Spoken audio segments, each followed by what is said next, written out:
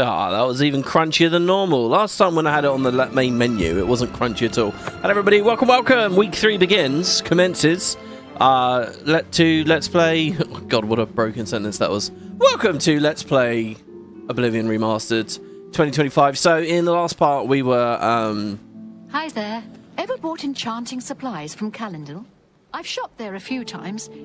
If you're looking for soul gems, that's the place to go. Goodbye.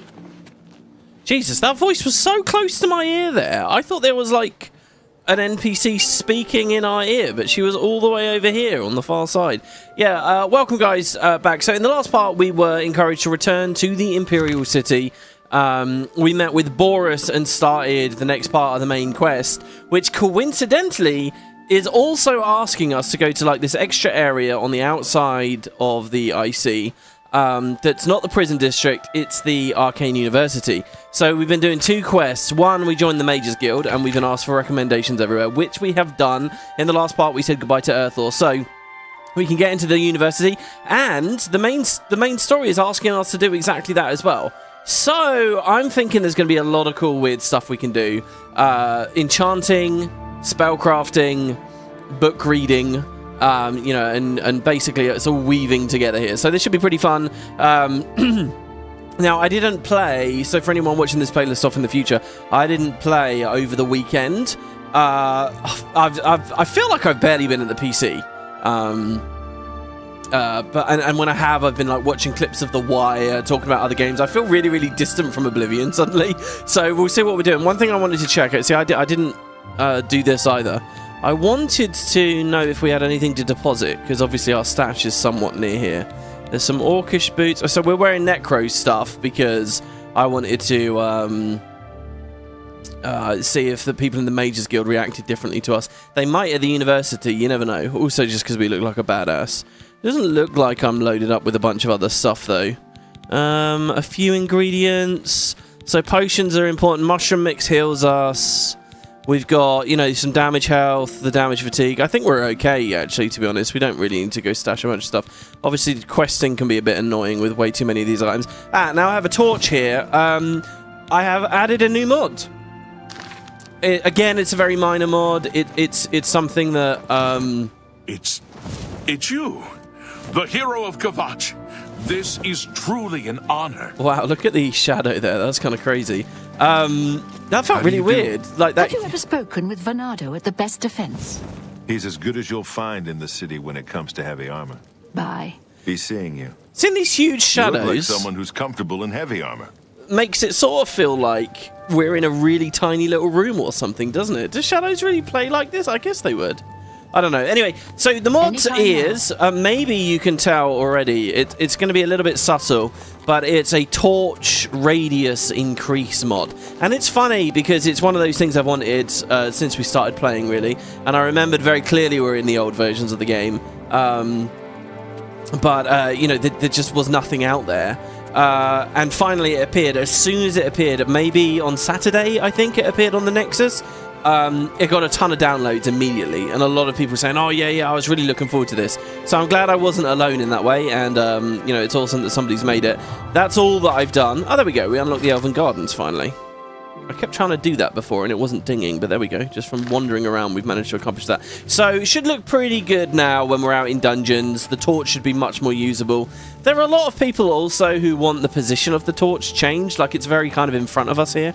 And they say it hurts my eyes or it gives me a headache or whatever. I don't get any of that. Also, while we're running, it goes nicely off to the side, so who cares, right? Like, I don't know. You're going to be moving most of the time. The next and final piece of the puzzle would be for the torch to get dropped on the floor. You know, I mentioned this on the previous part, when we click to unsheath, I want that torch to fall on the floor and continue casting its light. I don't think there's too much of an FPS hit with this. The one thing that you can do that is a big FPS hit... Oh, look, that torch just burnt out right before our very eyes. Oh, and that's another thing. It would be nice if the hotkey didn't completely break when a single torch ran out. There you go. Let's re-hotkey it then. There is a performance impacting thing you can do with light. Now, it's pretty incredible. I kind of feel a bit like maybe I shouldn't tell you guys about this because you're going to want it once you've seen it, and it is just not viable, really. Surely there should be a gate there. to get out of the city. That's crazy. Well met. Also, you're quite creepy, sleuthing around, sneaking around the back here. You have my ear, citizen. I guess we can't leave the city. I was going to give you guys a nice view. I guess we can. Let's just move out over here. Of course, we just moved past the poster about the Grey Fox there as well. We can start that. We've started the Fighters Guild. We've started the Mages Guild. We could join the Thieves Guild as well. I don't know what I'm doing with this playthrough, though. I'm kind of just going into this casually. And I wonder whether that's a bad idea. I don't know. Is Studies Under Stars going to do everything? Is Studies Under Stars going to do all the guilds and all the stories all at once? Because like, there's this big temptation in me to do that, but another part of me is like, no, just do the main story and the Mages Guild on this character, and we can roll a whole new sneaky character. I don't know. Anyway, so the light thing. There is another thing you can do with lights, right? Which is long distance lights. So there's an I tweak, just a number that you can increase, right? Which ups the radius at which you'll see lights far away. So over there at Fanukanas or whatever, there's a bandit campfire, right? Now, as I'm looking over there, it's just plunged into darkness, you know. But you can actually up it so that you'll see that from where I'm standing, right here, right now, you'll see that campfire. And you'll see little lanterns on the bridge over there, and you'll see lights there, and you'll actually see there illuminating whatever. It can really push out. And it looks incredible. Like, if I look over to the waterfront from here, you would see all the different lights. It's amazing, but it's a complete FPS killer. There's a really good grass mod again, which is a big FPS killer. Yeah, we can see these lights, I guess, a little bit, so they're slightly different. But speaking of those, by the way, another big thing that happened over the weekend with mods is the tools translating old Oblivion mods into new Oblivion mods are getting better and better and better. And basically, through certain script stuff now, you can kind of port old mods into new, like world space mods and stuff. So there's one that adds a bunch more lights all over the place. There's like a project where a guy's putting a bunch of lights along all the roads. He's done all the way up to like Anvil already. Looks kind of amazing. I don't know. There's just all these goodies and toys popping up now. And I basically told myself, do a vanilla playthrough, because if you don't do... or an effectively vanilla playthrough, because if you don't do that, you're just going to get lost in the weeds, like playing and tinkering and, you know, so whatever. I'll add the odd thing here and there when it's a little bit of QOL, when it's a little something nice, like this thing with the torch. You know what, it occurs to me, we've not just ran around at night time in the city at all yet, have we? And it's pretty incredible. It does look very good with the windows. It's you, the hero of Kavach. Oh man, we've got to progress the main story just so that they're not constantly talking about how we're the hero of Kavach anymore. I mean, I think they will actually, just for the rest of the game, right?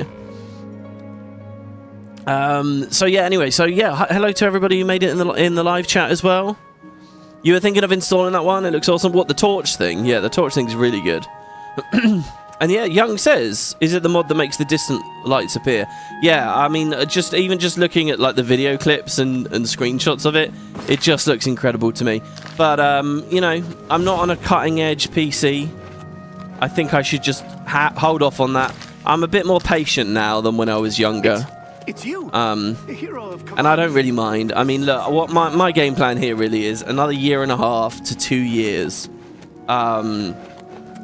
Then I'll look at some kind of PC upgrade. I feel like getting a really nice CPU and GPU in like another 1.5 when the 6000 series comes out, maybe even 2 years.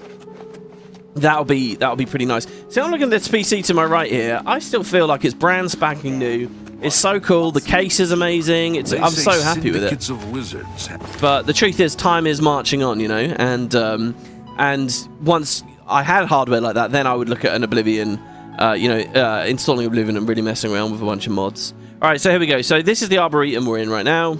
I've led a boycott of Imperial. Which, for what it's worth, is a bit weird in vanilla. I always loved the Better Cities arboretum. The Better Cities arboretum was amazing. It basically turned this into a little forest where there's like deer and stuff running around. Now, I think even in vanilla, and this could be quite cool for us to go to actually. So that's a tunnel, Temple District, City Isle.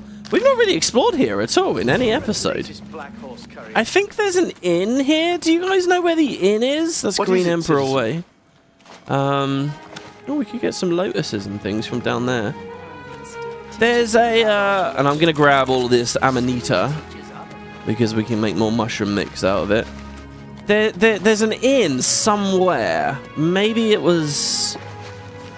I mean, it's not going to be at Green Emperor Way. Green Emperor Way is the central area. Those are always just guard watchtowers. But you can find deer in the inns. Do you guys know what I'm talking about? That's a vanilla thing, isn't it? It's like when you stay at the Tiber Septim Hotel or something in one of these places. I'm not sure which. Also, I don't know whether all these statues have meaning, whether they're specific characters. Oh my god, look at the moon rays. The moon... What is that, Massa or Secunda? Do you actually get the 2 moons in this game? Because I don't think I've seen both on screen at any point.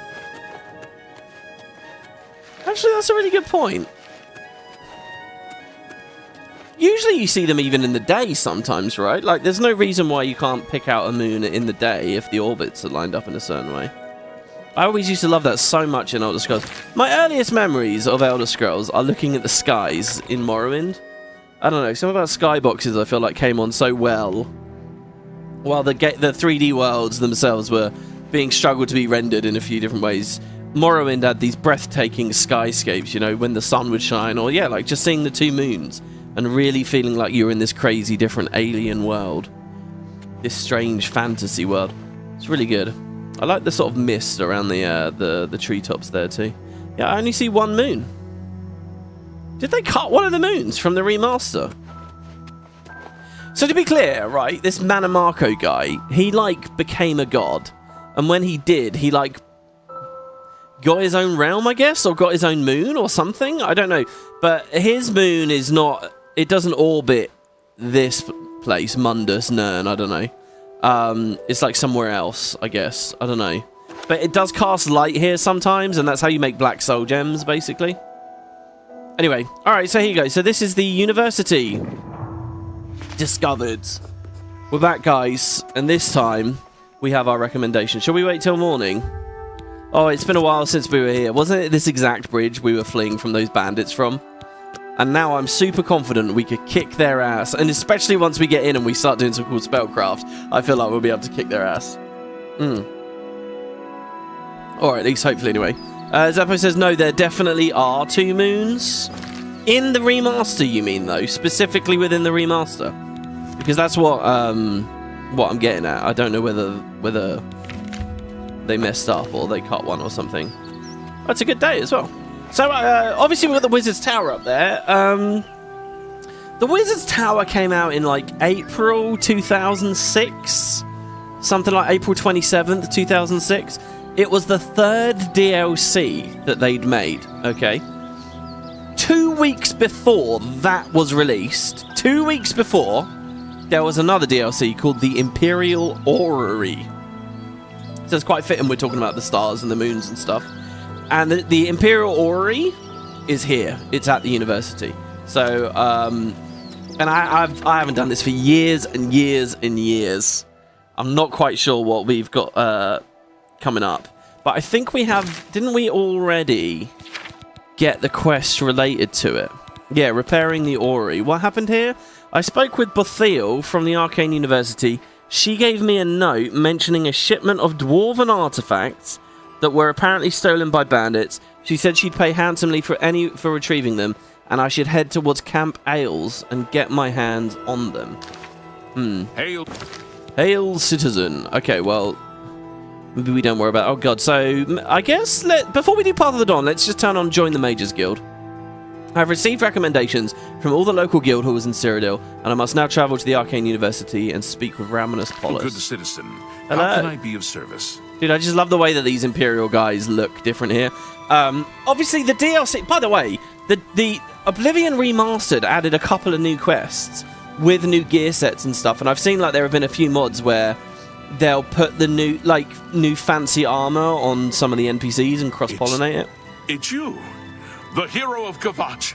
This is truly an honor. We've really got to do some of those. So ages ago, when we were doing the quest relating to the shopkeeps, we got one of them. A Wound in Time was the one down near Kvatch.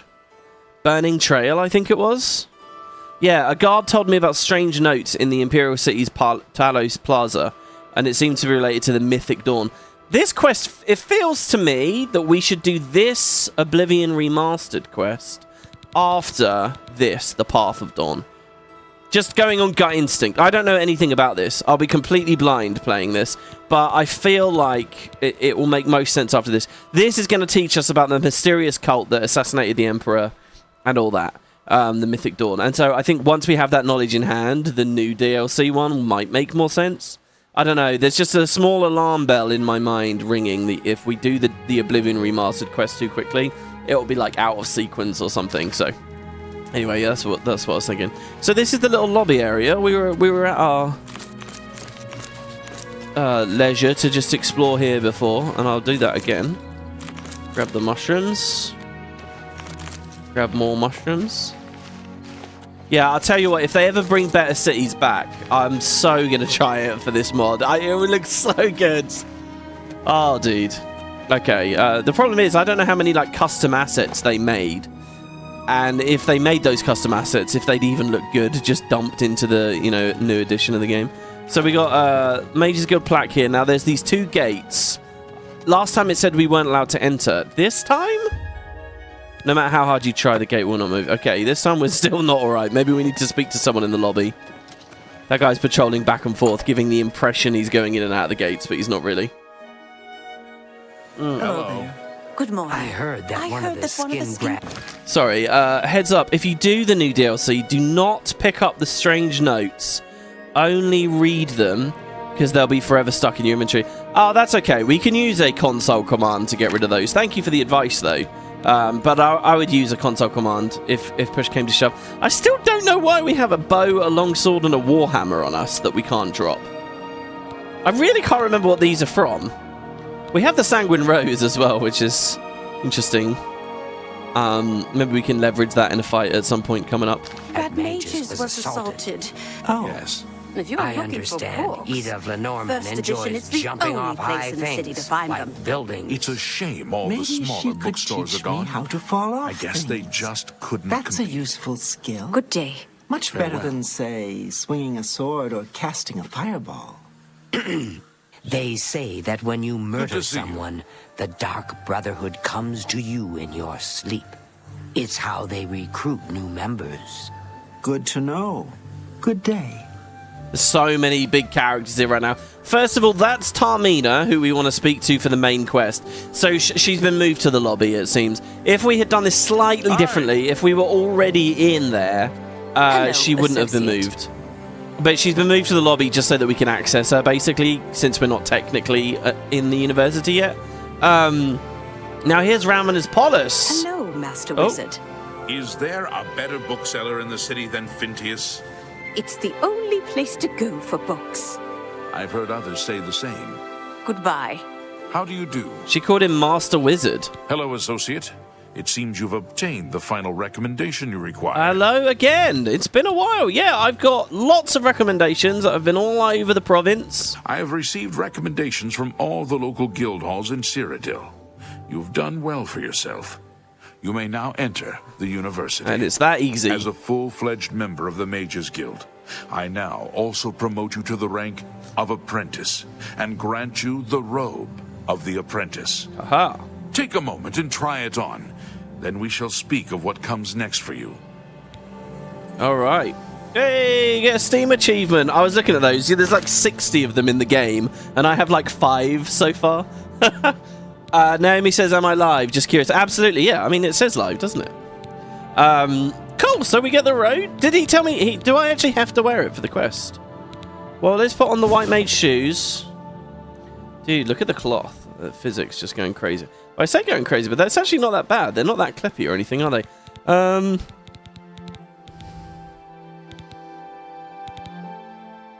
Am I blind? Oh, there you go. Robe of the apprentice. Aha, we're in green. We don't really have a hood. A good hood. We have a... Well, maybe I'll take it off.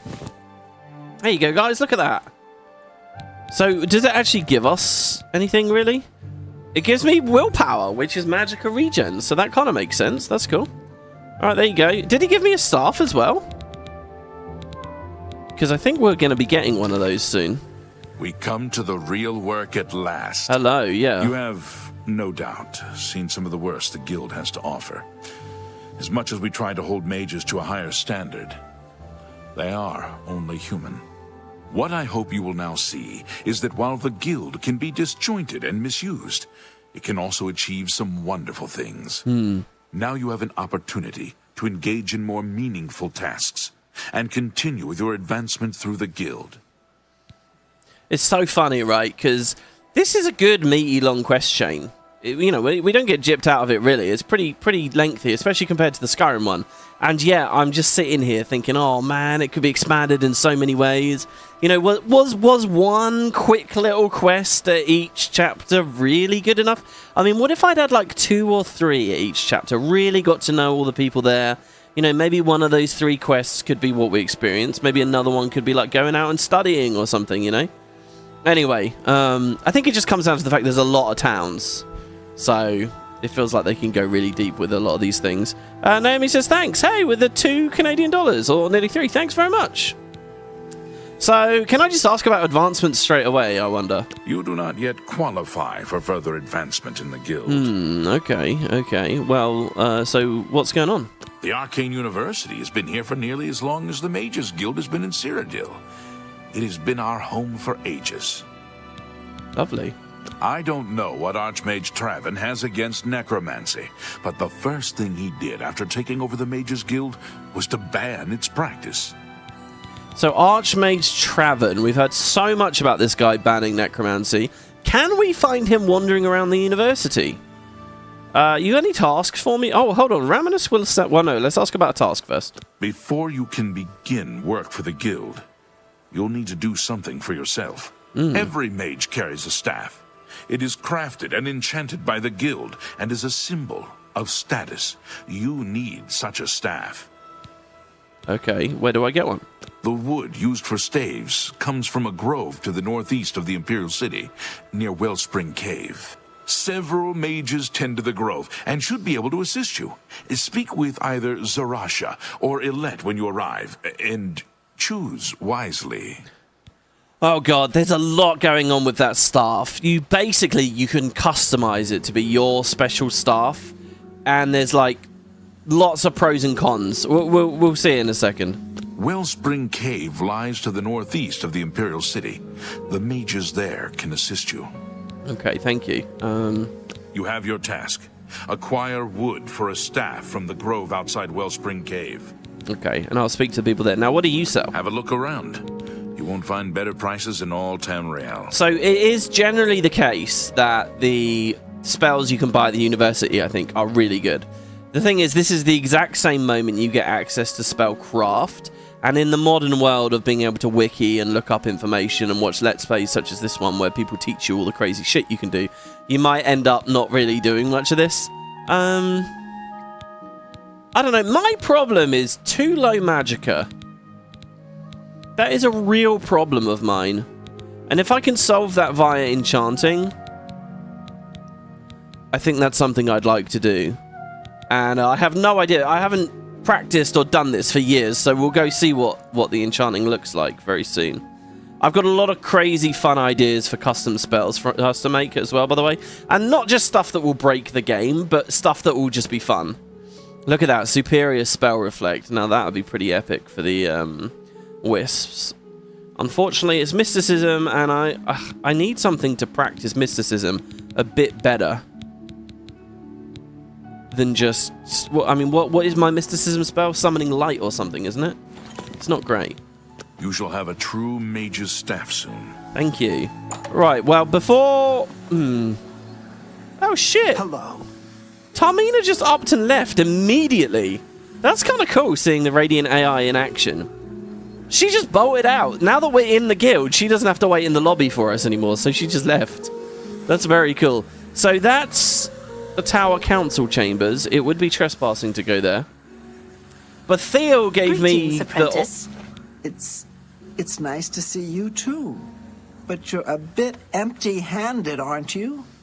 Remember those items we talked about? Please, I'm still waiting. So she's from the Orrery DLC, remember? and we haven't done anything with that the entire time we've been out and adventuring.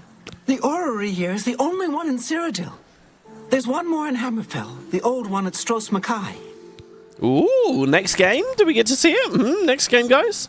Half of the Council of Mages resigned when Fraven took over the position of Archmage.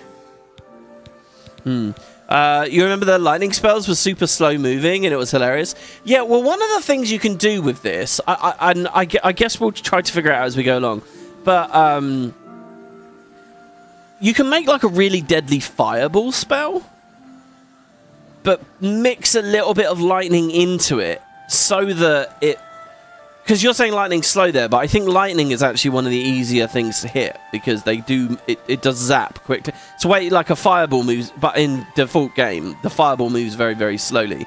So you mix a little bit of lightning in it so that it looks like a lightning bolt, and then it's basically like a hit scan animation instead of actually something that you have to aim and, you know, lead or whatever. But yeah, okay. Goodbye. So basically there's 3 doors here. One out to the university we can now go. Another out to the university. This one in the middle to the Orrery. It says it needs a key. I'm going to quick save here. It also says it's trespassing. How goes it? Oh, okay. Fantastic. This, believe it or not, Great. is in the vanilla game. It's in launch Oblivion. But it was always just a door to nothing. You're not allowed the key. Now, you can open the console, click the door, and just type unlock and go inside, but it was always just this empty room, like nothing was going on there, and it's like, what the hell is this used for? And then a little bit later they came out with the Orrery DLC. Like, this was the second DLC they ever had, and they let you go in there properly with the DLC. Of course, if you've just bought the remaster, it's all integrated together anyway. And yeah, I think if I remember rightly, it's very pretty in there. I actually think if you watch like the release trailer for this remaster, they've got a little bit of video footage of what's going on in the inside of there. And I'm excited to see what they did with the assets and stuff. Greetings, apprentice. So I don't know. What have you got for me? What can I help you with? Well, I don't know. You tell me. Garridan's Tears? What was this about? You aren't the first person to go looking for those. Quite a remarkable story, really. I know a bit about it. Oh, yeah. This was one of the other quests we had to do here. All right, so what's the story? Certainly. Garridan was a knight who lorded over a small village of peaceful farmers. One harvest summer, there was a horrible drought. The farmers appealed to Garridan to discover a solution. He spent a week consulting with sages until one of them mentioned a possibility. The sage told him of an artifact called the Everflow Ewer. The vessel, which looked like a silver pitcher, was set to supply endless water. Handy. Wow, amazing. Yes, indeed. Legend has it that Garridan found the ewer and that it was guarded by a fearsome creature. It is also said that the creature froze him. When Garridan realized his quest was a failure and he wouldn't be able to return and save the farmers, he began to shed some tears. As the ice enveloped him, some of his tears were frozen as well. Some even say that the divine Mara took pity on the poor knight. To commemorate his kind heart, she imbued the tears with some sort of magical power. That's only rumor, though. You know, if you're really interested in more, there's a book I read once called Nightfall. Yeah. It may have more about Garridan. I know that book, Nightfall. I fill in copies of that when I'm playing Guild Wars 1 to exchange for Lightbringer point. Okay, no. Or Nightfall was also a Halo TV show, and I'm sure lots and lots of other things. Can I just say, I just noticed, right? Like I said a few episodes ago, I just read the dialogue at the bottom. I very rarely actually look up at their face. She looks really uncanny and weird once the lip sync thing's going on. Like her mouth moves very oddly. Kind of creeps me out. See if you can see what I mean when I click this. Where can I find the book? Also, I thought the legend would be... So these were like the really powerful Welkin stones or whatever. I don't remember which chapter it was. Maybe the Leowin chapter. Someone wanted us to recover these. It might have even been in Anvil, actually. No, I think it was Leowin. It was that Khajiit, right? In Leowin, there was an extra... We did the whole story, left, and then the next episode I said, oh, by the way, we have this other... It's like Stromai or something was the name of the Khajiit. Anyway, yeah, I would have thought the story would be they're frozen, but only sort of somewhat, and maybe the pitcher, infinitely flowing as it is like gently dripping the liquid out and creating these tears, you know, metaphorical tears. Anyway, whatever. So where can I find the book? I think I saw a copy last time I was at the first edition bookshop in the Market District. This is actually amazing, because the main quest is going to ask us to go there in a minute as well, I think. Both the main quest and other quests are like directly alongside one another here. I wish I could tell you more about them, but that's all I remember from speaking to my colleagues here at the university. She can probably be tweaked in the new NPC Appearance Manager mod. Let me write her name down. Well, really? There's an NPC Appearance Manager now? What, like a whole third-party tool just for importing the characters, giving you a little preview of them, let you tweak their faces and move on. That's hilarious.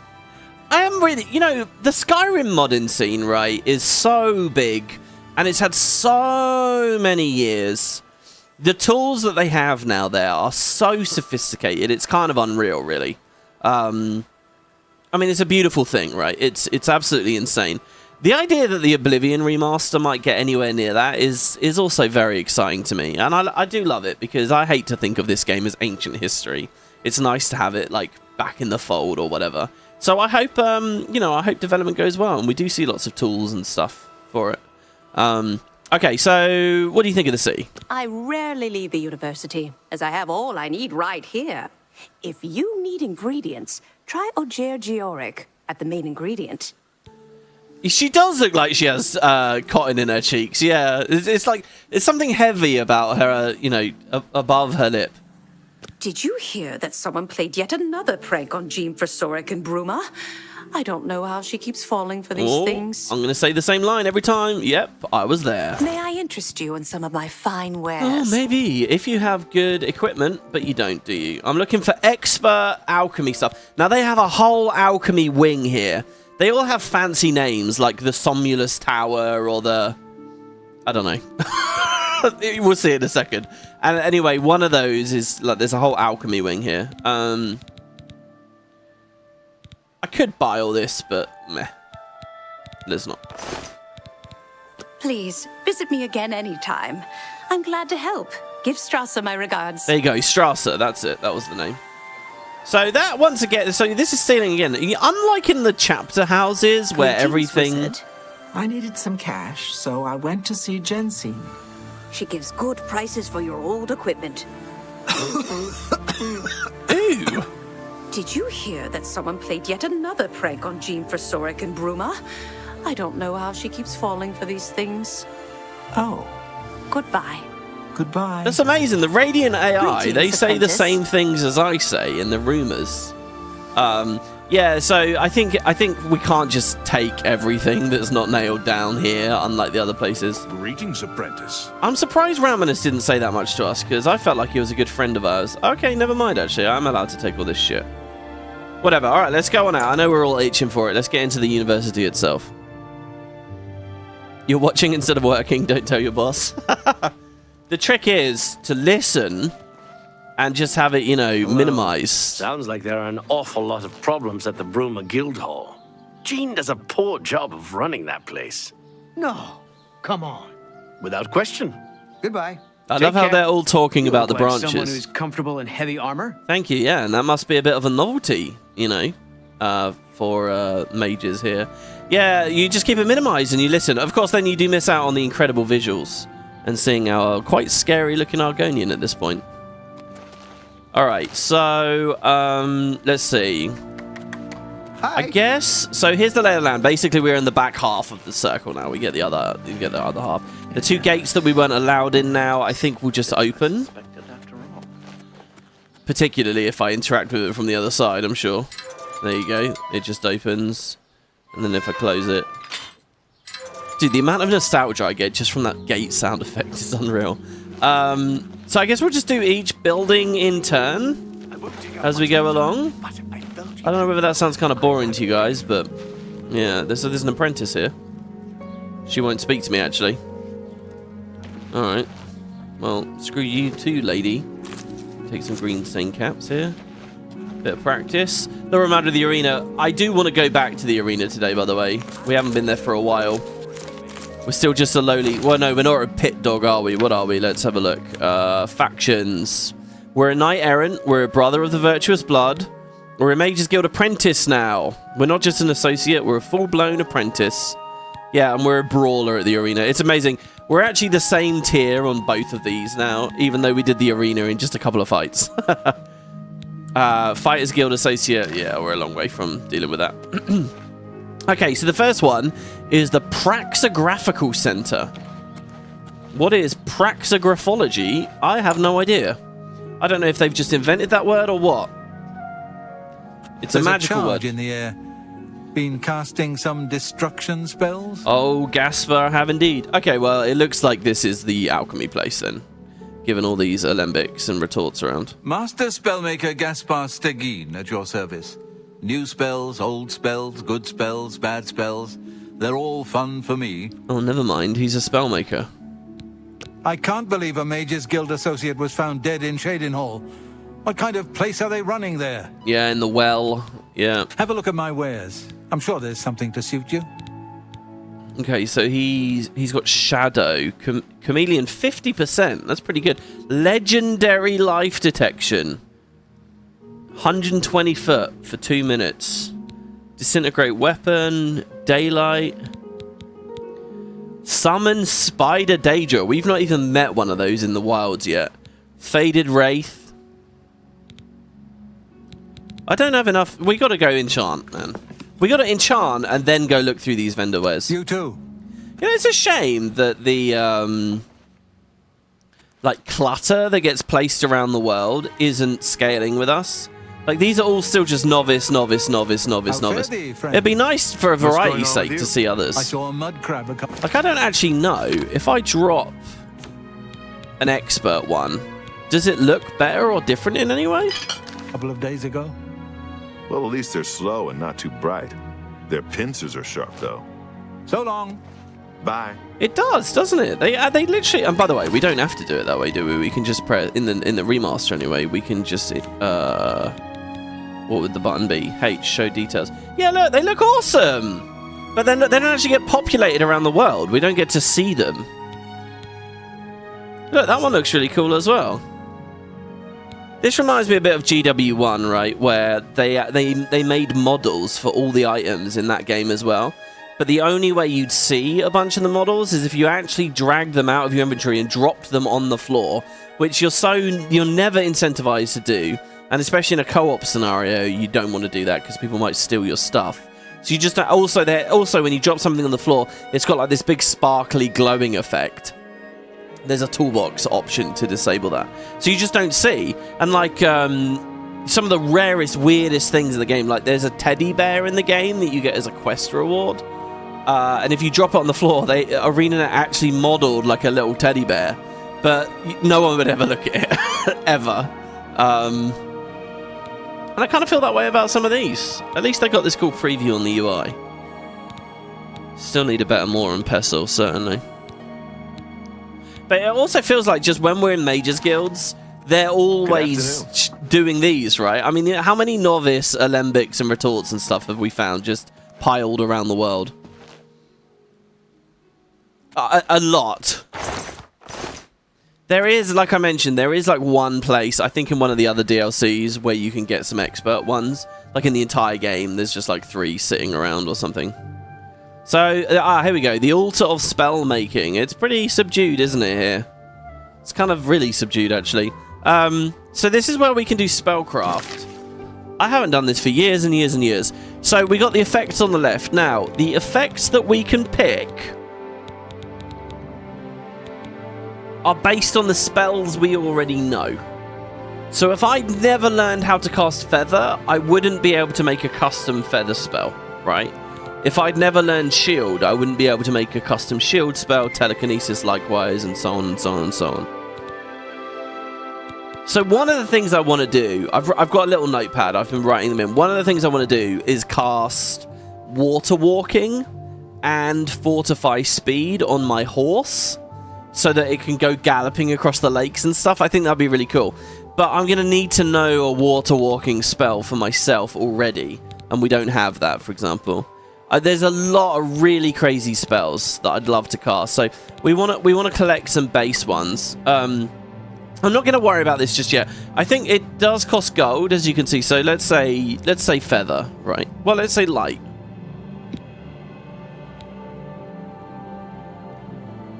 So I can give it a custom name. Let's call it Nova Light or something. And then the range can be on set. We want to cast light on self. And then you can determine how many feet away the light appears. And for how long it lasts. And as we up these two sliders, it's going to cost the amount of money we spend to make the spell. And also, I guess this is the magicka on the bottom left here. It's not actually giving me a mouse over tooltip or anything, but I assume that's the magicka. But why does it say 2 out of 12? I have more than 12 magicka. 12. Maybe that's skill requirement? But it goes up to 251. That seems like too much. Do I only have... Well, let's see what we have 12 of. Or maybe that's the skill requirement. I don't know. What is the 12? We have 196 magicka.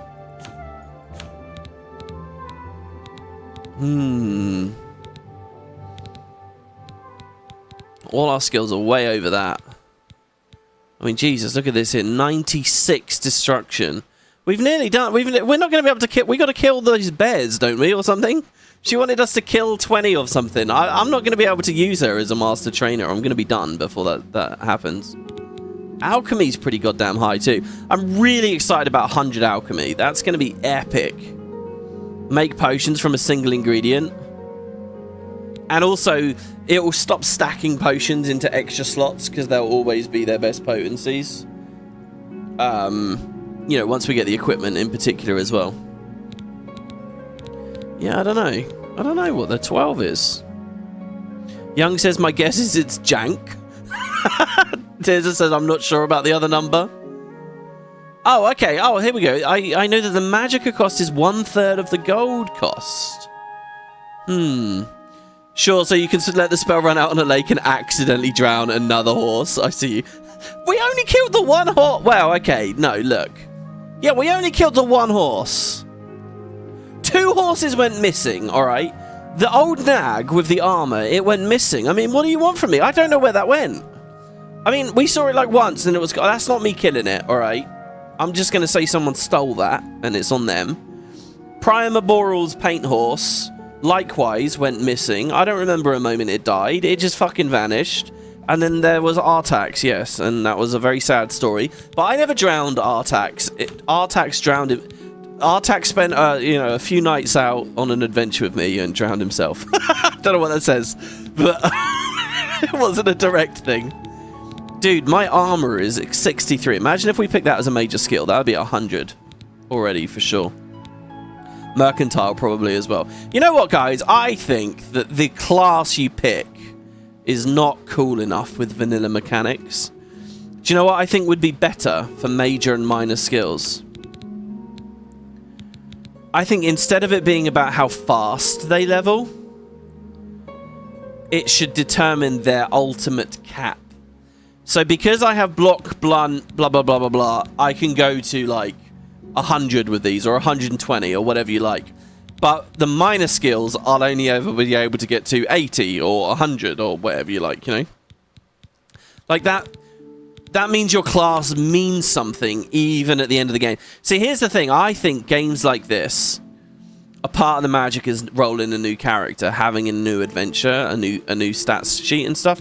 But the thing is, the way that Oblivion's made, we've really got to restore these stats. I'm going to get everything to 100, and I'm going to experience it all. If that was clipped in some way because of the class I picked, I'd be sitting here going, oh yeah, I really want to make a new character now. I'm going to make a thiefy guy, because then I'll get to experience, you know, the really high-level thief stuff, because it's my class. You know, that identity would feel more solid, more structural. But as it happens, this character, if I want, can do everything and be... I don't know. You can make an argument for like the godlike power fantasy or whatever, but I think the game would be better if class mattered, you know, and it determined like some ultimate potential for you. Birth signs do. Race does. There are certain assets you can get from these that you'll never be able to get otherwise. But then class comes in and just it doesn't matter in the end. Anyway, right, so that's a bit about spellmaking. We will return at some point. Hello. But what I'd like to do first is enchant with some Fortify Magicka stuff. I think that's the main thing. What else we got here? The Praxographical Center upper level. Praxographical. Is it like we draw the spells? So, oh, I definitely just heard the physics bugging out there, yeah. Oh god, they still are actually. In fact, that bone meal isn't stealing, apparently. Oh, it's haunted, guys. Yeah? The spirit of whatever left those bones. My god, my frames in here are so high. I can actually feel my, you know, like the latency goes way down in there. That's a nice mod idea. I'm sure there were class-based setups. Anytime, friend, I'm right here. Back in the old day that did stuff like that. Orrery, Master Spellmaker for the Mages Guild. Guildsmen only, of course. With stuff like that, though, I always feel a bit weird. Like, it's not good enough as a mod. You need the base game to really give that experience, because I feel like most people, when they tweak the installation, all they're really doing is adding, like, more options, more freedom, cheat mods, basically. That idea of providing a very narrow, curated thing that is ultimately better, I think, is lost on, like, 90% of people. Okay, maybe not 90% of people, but a lot of people. And so the amount of people that would opt into that and get that experience, you know, really it's on Bethesda to figure that out, you know. Anyway, I don't know. So, you got any quests for me or anything? What? There's a city out there? You don't say. What good is it, eh? Dirt, horses, idiots, be my guest. I like this guy. What? Gaspar and I have learned a great many spells over the years. Once you've learned them, you can use the knowledge to create your own. I can't believe a Mages Guild associate was found dead in Cheydon Hall. What kind of place are they running there? No, I know. Have a look around. You won't find better prices in all Tamriel. So this guy's selling Paralyze on touch for 10 seconds. See, we could buy this to know the Paralyze idea and then go make our own Paralyze spell that only lasts like minimum duration but is nonetheless still pretty good. As it happens, I got potions for that, so I don't really mind. Movement Mastery. Telekinesis on target. 40 foot away. See, Magicka Drain's pretty cool. I read that there's a thing you can do, right? Which is you can make a spell that you cast on your enemy, alright? And it's got Fortify Magicka on it. So what that does is that increases your enemy's max Magicka, like by a huge amount. And on that same spell, also put this, Drain Magicka. So you increase his cap, and then you drain it straight away. So the spell pays for itself, so you can spam the spell. So that's all well and good. You might say, well, what's the point of that? Because then what happens is after a few seconds, when their fortification effect runs out, their limit goes all the way back down, and they go into like negative mana. It's just like when you're weapon swapping in GW1 to like your high energy set or whatever. It's exactly the same. So suddenly they're on negative mana and they can't cast any spells anymore. It's basically a way of like mega silencing things in Oblivion. Pretty cool idea, right? It's silence, but not technically silence. So I don't know if they could resist or cleanse, dispel or whatever. They won't be able to get around that one. They'll just be on absolutely negative mana sitting there with nothing to do. No active effects on them. Take care. Just trying to recover. I'm mixing up FF Drain and Test Drain. Oh, am I? Oh, well, whatever the one is where you take it off of them. That effect. Oh my god, have we ever seen these mushrooms? The Tinder polypores? Oh man, I have a lot of really old, weird memories of coming into these cubby holes and grabbing these. You remember that matter Hello. you asked me to look in? I'm sorry, fellow Magister, but I don't have time to talk right now. My studies keep me very busy, as you can well imagine. Oh, that's a new voice, and a voice we don't hear often. So, which one's this then? Next room. This is the Mystic Archives. So this could be where Tarmina just left to. There she is. So she went from the lobby out here into the archives since we're a member of the guild. This is where she usually likes to hang out. This is basically the Imperial library, and this is what we want for the main quest. I'm going to stand politely on this side of the desk. Ah, you must be the one I got the message about. How can I help you? Hello. I like the thought that she was sitting there in the lobby wanting to speak to us, but we were very slow about it, so she thought, I'll come back later. I've just noticed I really need to water one of my plants.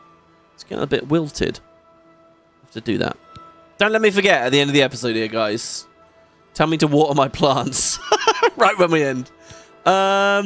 Right, okay, so yeah, the Mythic Dawn. Who are these people? What do you know? You know of them? One of the most secretive of all the Daedric cults. Not much is known about them. They follow the teachings of Mankar Camoran, whom they call the Master, a shadowy figure in his own right. I found one of their books. It's got a bunch of weird Oblivion runes and strange scribbles in it that I couldn't read. Ah, yes.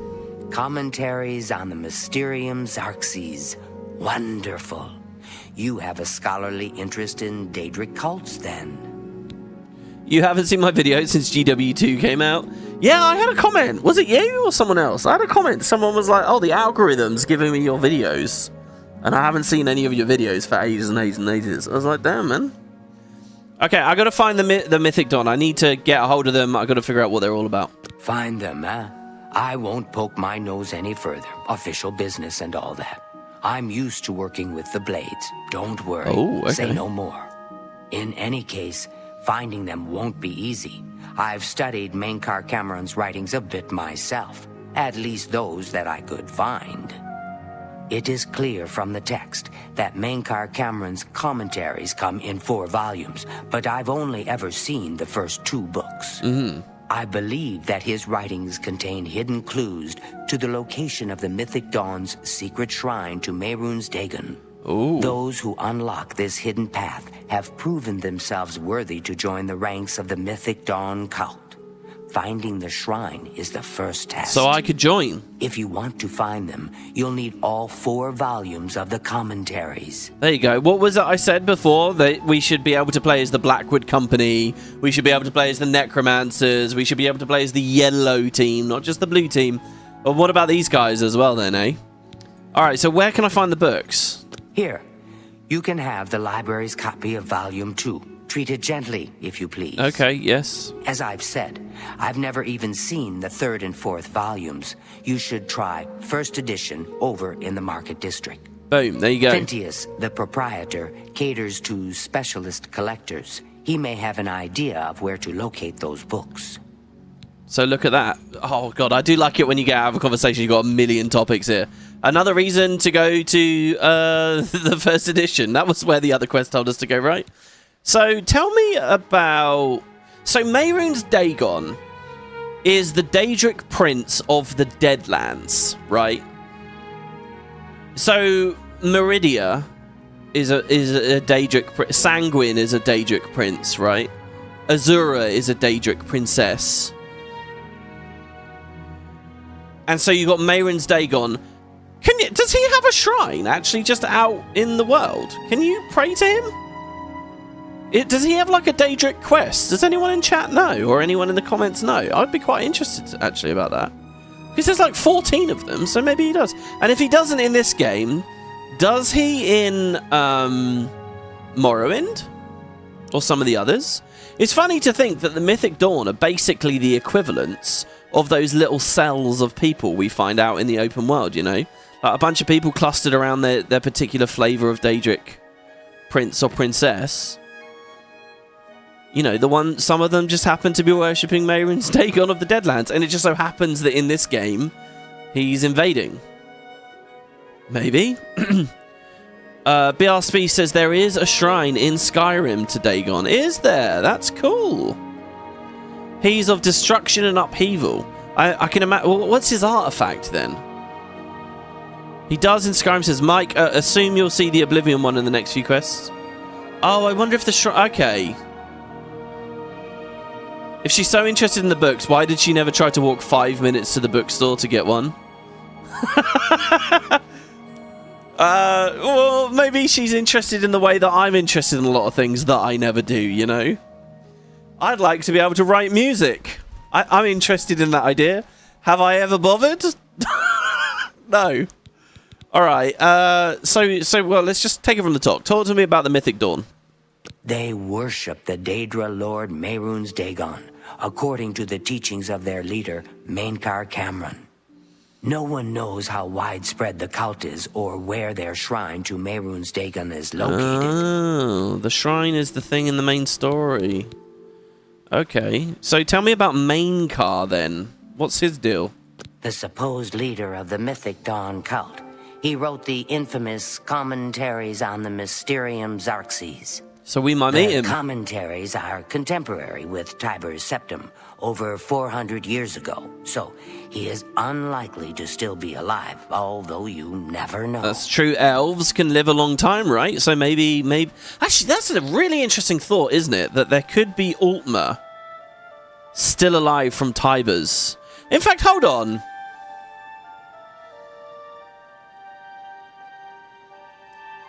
Isn't there a thing about there? Aren't there some characters in this game that you meet in Skyrim? Is that not a thing? Were we talking about that on a recent episode?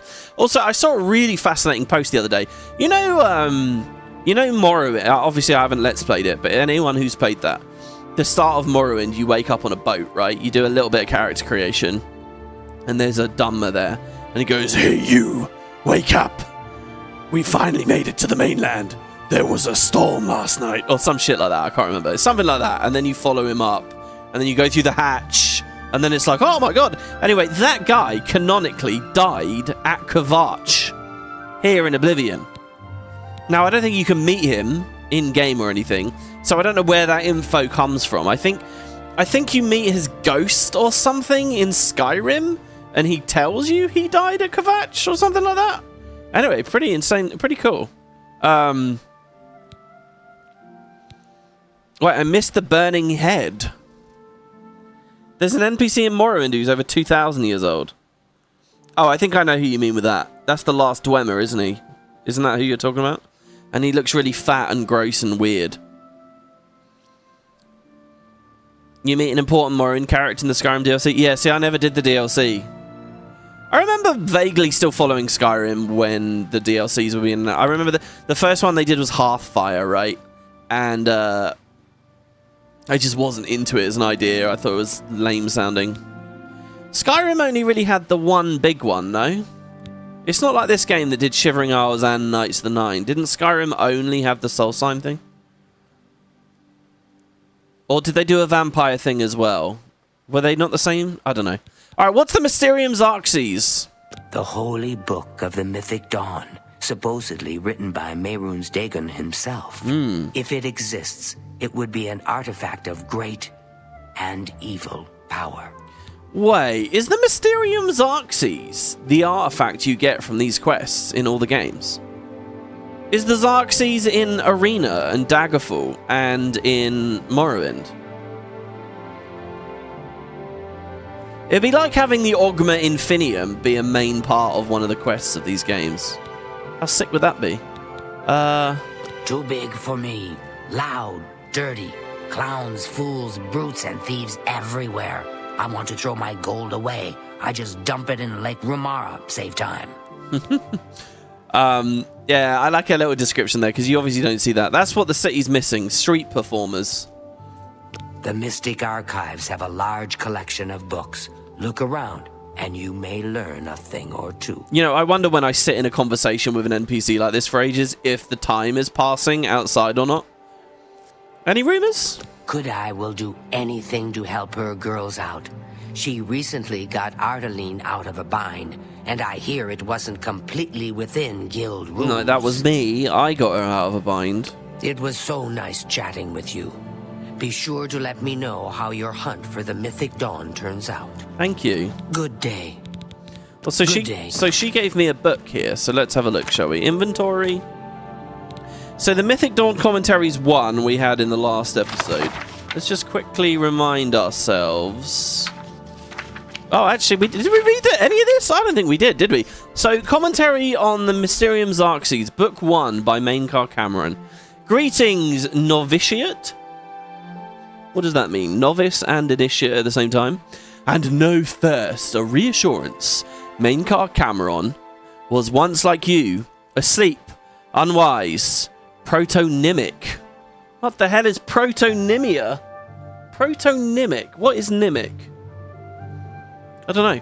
We mortals leave the dreaming sleeve of birth the same, unmantled, save for the symbiosis within our mothers, thus to practice and thus to reproachment, until finally we might, through new eyes, leave our hearths without need or fear that she remains behind. In this moment we destroy her forever and enter the domain of Lord Dagon. What the fuck?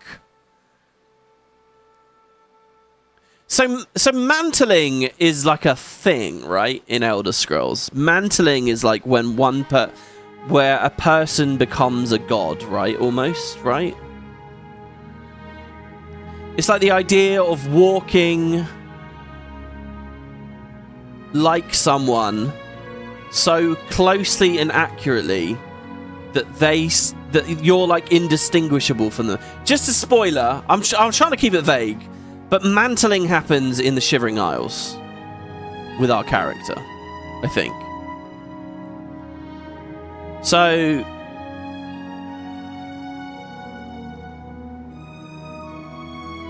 I don't know what it's saying. Reader, this book is your door. Look at that big lovely red R there, guys. Isn't it lovely? And the O here and the E here. I'm sure they're not important. Reader, this book is your door to that domain. And though you be a destroyer, you must still submit to locks. Lord Dagon would only have those clever enough to pause. All else the Orbis claims in their full running. Walk first, heed. The impatience of you feel is your first slave to behead. Enter as Lord Dagon has written. Come slow and bring 4 keys. Know then that you are royalty, a new breed of destroyer, whose garden shall flood with flowers known and unknown, as it was in the Mythic Dawn. Oh, is the Mythic Dawn an actual, like, error as well? Thus shall you return to your first primal wail, and yet come out different. It shall this time be neonimbiosis, master akin to master, whose mother is miasma. This is insane. This reminds me of being younger and trying to read the Divine Comedy. And just bouncing off of it completely. I need commentaries! Come on, where are Maincar Camoran's commentaries? This is just shit right now. You gotta put a bunch of EIL5s in the margins. This won't sell. Every quarter has known us, and none bore our passing except with trembling. Perhaps you came to us through war, or study, or shadow, or the alignment of certain snakes. Though each path matters in its kind, the prize is always thus. Welcome, novitiate. That you are here at all means that you have the worthiness of kings. Seek thy pocket now, and look! There is the first key, glinting with the light of a new dawn.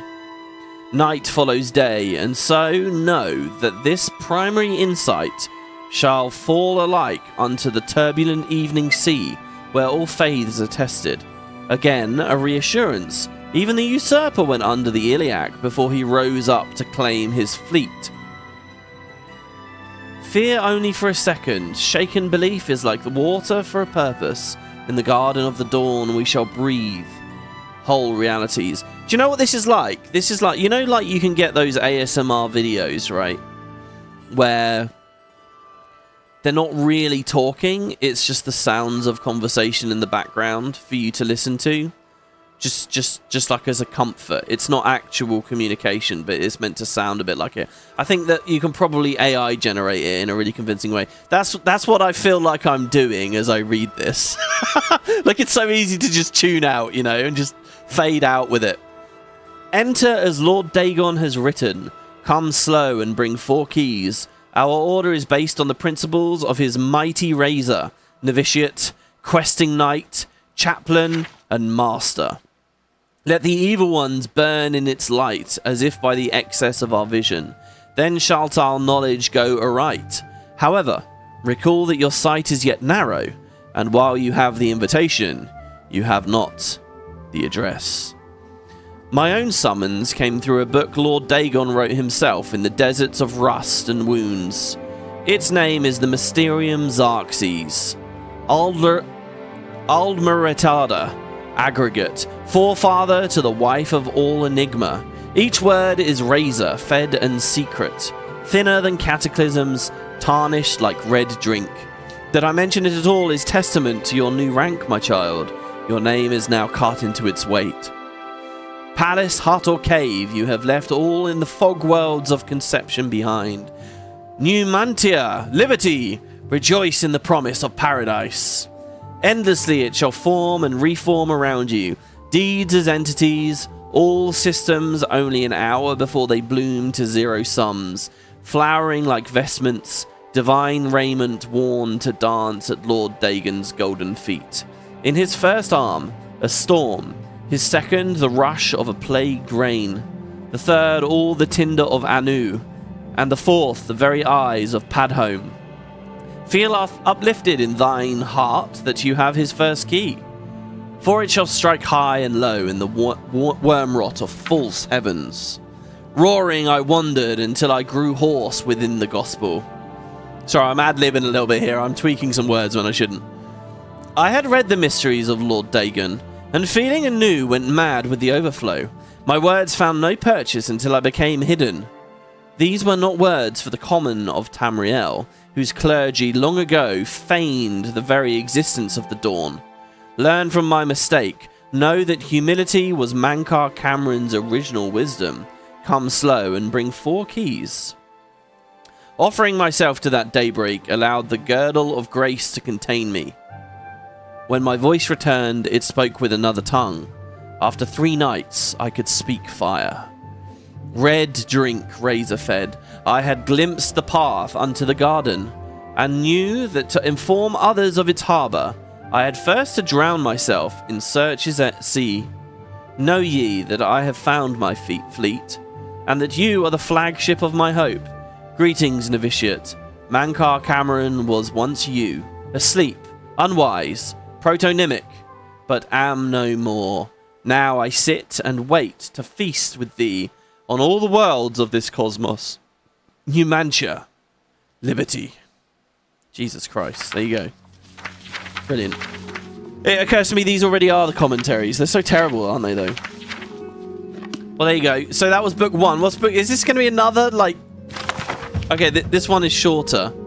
I think that probably upped our conjuration. I heard the little dun-dun noise. It's a shame it doesn't appear. It should appear on screen, right? Maybe I have to close the book and then reopen it to see. Oh, no, destruction. My destruction went up. Huh. Book 2. Whosoever findeth this document, I call him brother. Answers are liberations, where the slaves of Malbioid... Can I just say, alright? Anyone that can shed tangible meaning out of any of this, let me know. I'd love to read a comment about it, even here in the live chat. The thing is with this, right?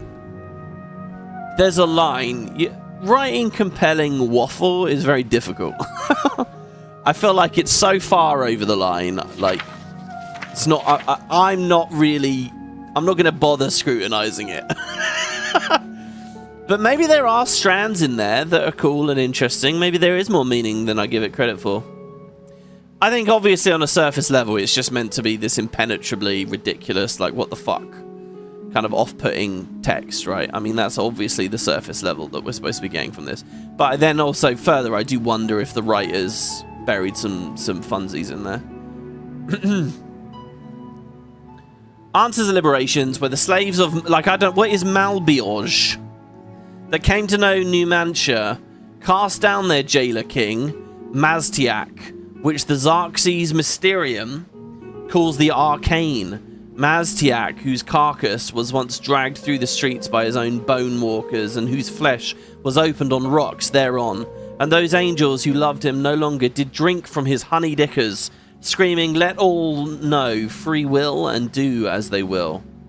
Your coming was foretold, my brother, by the Lord Dagon in his Book of Razors. You are to come as idols drop away from you one by one. You are exalted in eyes that have not yet set on you. You, swain to well-travelled shatterers of mantles. You, brother, are to sit with me in paradise and be released of all unknowns. So paradise there has some meaning, right? Indeed, I shall show you his book and its foul and many feathered rubric, so that you can put into symbols what you already know. The sphere of destruction is but the milk of the unenslaved. I fault not your stumbling, for they are expected and given grace by the oils. I crave not your downfalls, though without them you might surpass me, even in the coming earth of all infinities. Lord Dagon wishes you no ills, but the momentous, and as he wants you must want, and so learn from the pages of God this, the ritual of want. Whisper to earth, and earth, where the meddlers take no stones except to blood, as blood is blood, and to the cracking of bone, as bone is bone, and so to crack and answer and fall before the one and one. I call you dragon, as brother and king. Hides of dreg, 7 and 7, draught of oil, 1 and 1, circles drawn by wet debilities, 3 concentric, and let their lower blood fall where it may. A birth watched by blackbirds, Hearthfire the first. Incant the following when your hearing becomes blurred. Enraptured, he who finally goes unrecorded. Recorded the slaves that without knowing turn the wheel. Enslaved, all the children of the Orbis, as it is. Alright, there you go. There's your ASMR sleepy time waffle. I hope you guys enjoyed that. You should be fast asleep now. If you're not asleep and you're listening now, and there's meaning to my voice again, hi, get up. Alright, I don't know. It's written like a school assignment with a word requirement. Yeah, maybe. There is another book about Mankar, by the way, that I'd like to read. She talked about it, right? Nightfall. It's not one of his commentaries. She did talk about it, didn't she? Because I was just memeing about it a second ago. Ooh, the Guide to Cheydinhall. Multiple copies. 3 copies, plus a Guide to Bruma. Amazing. Ah, yes, the Mythic Dawn Scholar. What else can I help you with? Oh, is that what you're calling me now? It's my pleasure. Yeah, what was this? The commentaries. He's the leader. Yeah. The holy book, if it exists. Okay. Take care. Right, well, there you go. So that's the main story. And what's our little recap, just to remind ourselves? Tarmina gave me the second book. She said that she's never seen the 3rd and 4th editions, but if I speak to Fintius, the proprietor of the 1st edition in the Market District, he might know a little bit more. Meanwhile, we have this quest, Tears of the Saviour. Julian Fannis referred me to a book, Nightfall. It's available in the 1st edition as well, and I can use that to learn more about the possible location of Garridan's Tears.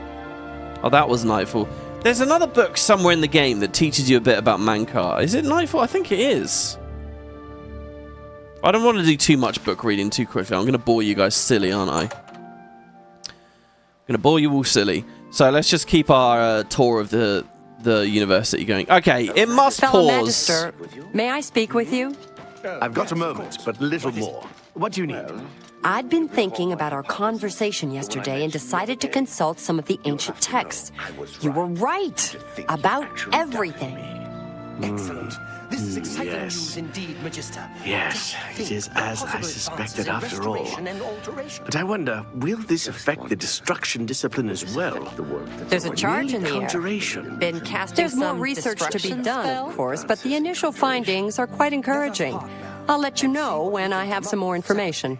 We shouldn't keep this news a secret. Feel free to tell the others. Let them know the complications we face.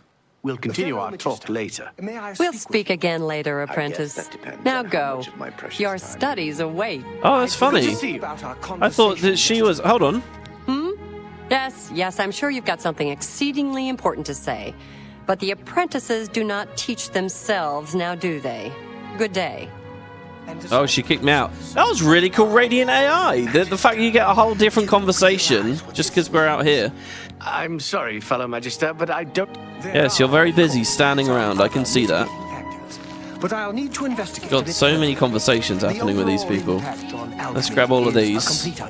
Yeah, these were always handy as hell because they'll respawn every 3 days, right? And each cubby hole's just full of stuff.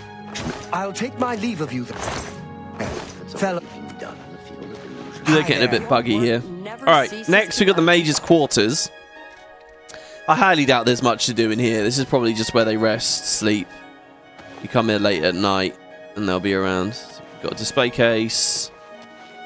Mage's quarters basement. I wonder if we have a bed here, right? You'd think we should get one.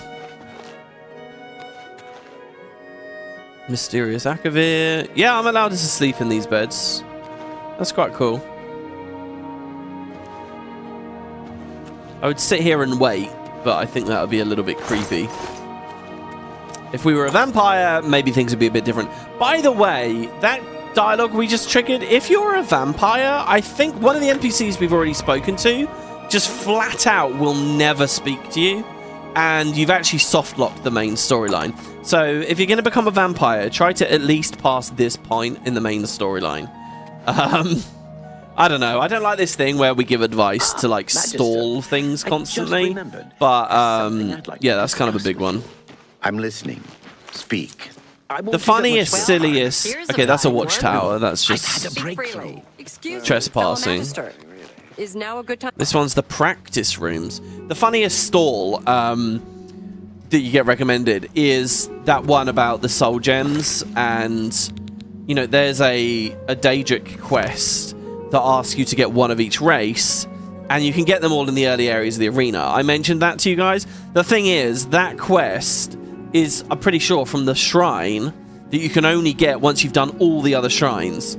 So basically it's saying, if you want to follow that advice, you can't do any arena or anything. You have to rush to do the shrines, to do all of them, to get the final shrine quest, to then go to the arena. And it's like, you know, when you're plotting it out to that level, is it really a good efficiency tip anymore? You know, there's just so much stalling and waiting off. This is cool that they're actually doing it.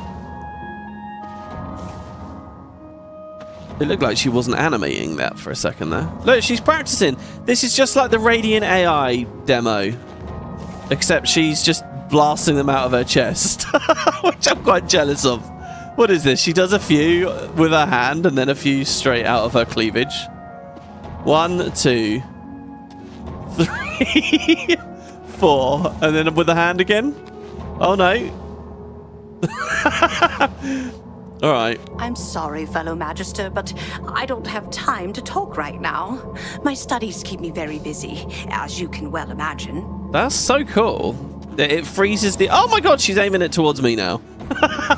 All right, what are you practicing, Reynold Verenis? Not so much, it seems. Reynold Verenis. I'm the practice room proctor. No horseplay or foolishness. This is for serious exercises. Right. What? I know that mod. It was in Skyrim called Boob Magic. I believe it. I really do. I like to walk. You can walk for hours in the city. Always something to look at, someone to talk to. Yeah, people watching. I like that too. Sounds like the Skingrad branch of the guild can't even keep track of its members. How appalling. Oh, I don't like all these elitist snobs judging from far away. You know, those branches have got their problems, right? And in theory, you, just like me, have been to all of them, you can have a bit of sympathy for these people. He's got a weird, creepy stance going on here. Farewell. Yes, farewell. I don't think the practice chambers are of any use to us, sadly.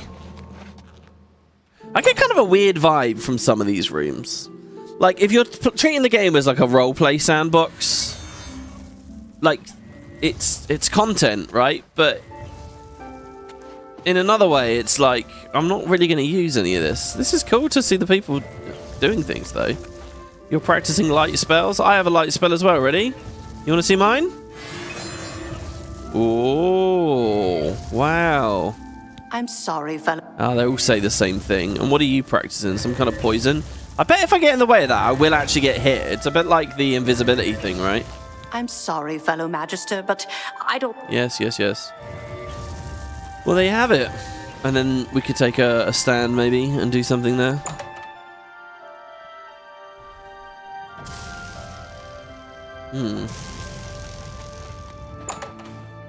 So then that means we still have the alchemy area to find, and we still have the enchanting area to find.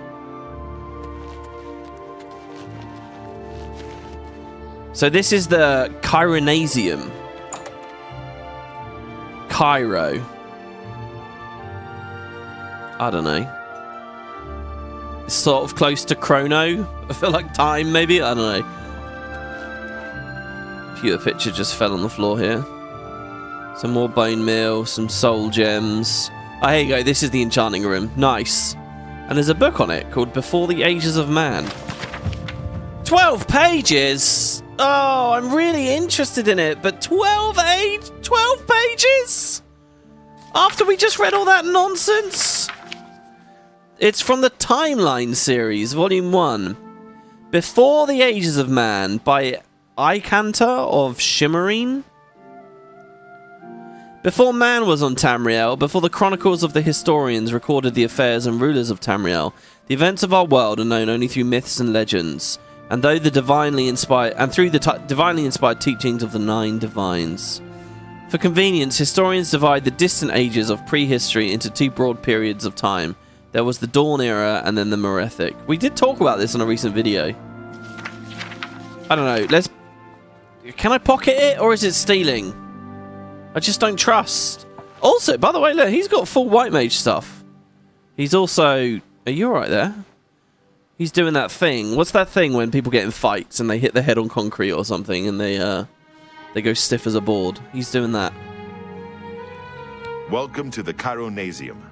Can I help you? Oh, there you go. You're fixed now. Well, yeah, what's going on in here? Enchanting city. Real eyeful. Just walk and gawk. Stroll along the greenway and around the palace. Mage's Guild? If you're looking to create your own enchantments, you've come to the right place. Thank you. Be seeing you. Right, well, okay, so we're getting ultimate enchantments. Ultimate altars of enchanting.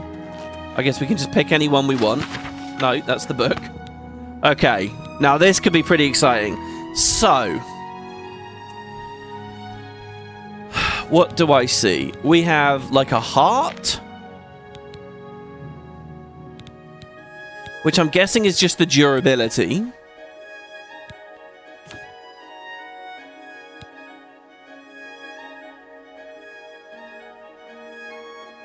I can assign soul gems. So you need a gem to set an enchant up. Now, Azura's star is infinite, right? So I don't have to panic about that getting consumed here, right? Okay, I'm gonna leave. I'm gonna save.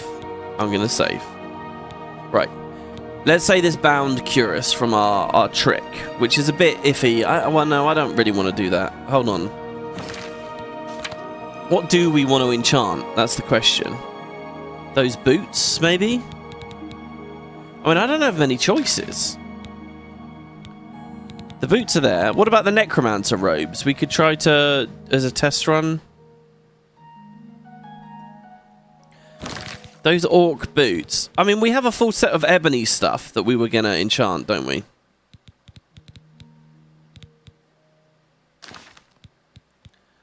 Let's do the boots. So, orc boots go in. Soul gem goes in.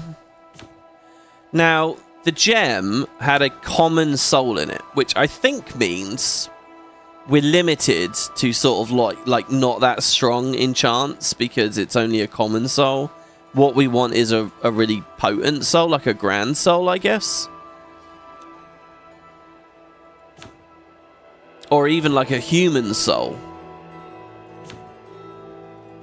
It's weird, the background to Azura's Star changes color as we go. Oh, I see. I think, yeah, I get it. The tab we're in is highlighting the item. Okay, so here are the effects I can do.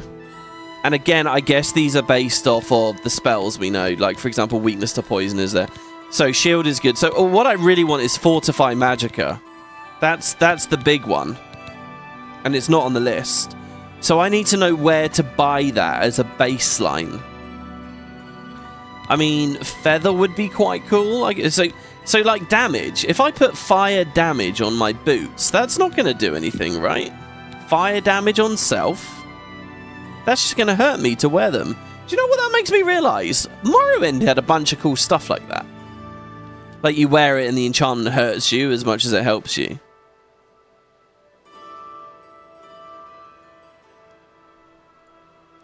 Right, so we want to shift left and click to get rid of it. Okay. So we don't want to just hurt ourselves with the boots. In what way would that be useful? I mean, reverse pickpocketing our 0-weight conjured stuff. And then the NPC wears it and eventually dies. I don't know. It's like shield. It only gives us 8%. I guess because the gem ain't that good. And I can't toggle or change anything. It's going to cost 800 septims. I can't haggle or anything. We get this nice button with the gems lighting up at the bottom. Now, what's that candle? It's got a candle there with a 0 on it, and we can enter the name as well. Now let's just check real quick here. Is there anything else I give a damn about that might be fun? I mean, light would be fun. Let's enchant them as light boots, right? And then we'll call them North Star or something. I don't know. Gonna cost 300 septims. I'm gonna click enchant. Congratulations, you've created a new enchanted item. Now, first thing to check. Is Azura's Star still there? And we could check that by just pressing 7, right? Yeah, okay, Azura's Star is still there. So that's good. We just need to give it good souls. Yeah, there it is. But that's cool. So now we're going to be permanently illuminating the area with those boots.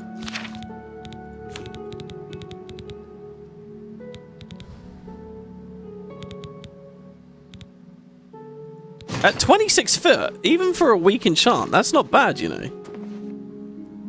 Or I would hope anyway. So I'm in third person and it's not. Let's take the robe off. Hi there.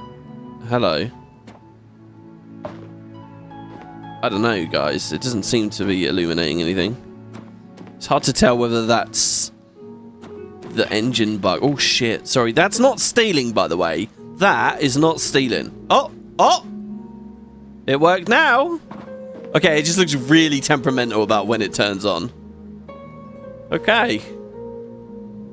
Cool, so we have like a minor light effect. This is cool. This is kind of like the Radiant Paladin-y sort of thing that I was inspired by. Alright, well there you go. So that's enchanting. So we want better souls. And we need better feeder spells as well. And we need to go get our ebony gear. Oh god, there's a lot going on here. I'll basically, next episode, I'll have everything prepped and ready to go, guys. And then we'll have it all set up. Okay, good. The fencing position, that's what it's called. That's what it's called, right? The fencing pose or whatever. Boots of Light Feet. Oh, that's a good name. It is a privilege. How about mixing up some Kudai will do anything to help her girls out. Alchemist. She recently got Ardaline out of a bind. And I hear it wasn't completely. So that leaves the last room's got to be the alchemy room, right? I've heard others say the same. They say The lustratorium. the dark brother. And look at all the ingredients around here. This is just mad. Look at it. Look at this. Oh my god, there's so many. I'm kind of tempted, guys. This isn't even at our main stash here. I'm kind of tempted to just cook some stuff up. Just random potions to put us to 100 alchemy. Is that weird? We didn't actually... You know what I kind of messed up with on the last part? We were going to go to... when we dropped Earthor off, we were going to go speak to Sindarian. Remember? Hand in our Nern route. Get a hero's elixir. And then he could also train us as a really high level alchemist. Or at least give us the quest, whatever that's going to be. And I totally forgot to go to him. I feel like now we're going to return to him and we'll be at 100, and I don't know what will happen there with that dialogue. Oh god, this stuff's all broken here too. Jesus. This place is structured a little bit like a shop. It's almost like there'd be a shopkeep at the other side of that, isn't it? Novice stuff. Fundaments of Alchemy again. I feel like that's the book we've seen more than any other. Frost salts.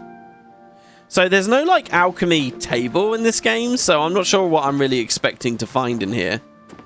Again, I think when you look at rooms like this and the fact this... Oh, and for some reason that one is trespassing. That's strange. There's some kind of quest associated with that later. You can look at stuff like this and, you know, if you're Bethesda, you're thinking to yourself, yeah, it'd be cooler to have a table for everything. And you can see where some of this stuff moved on in Skyrim, right?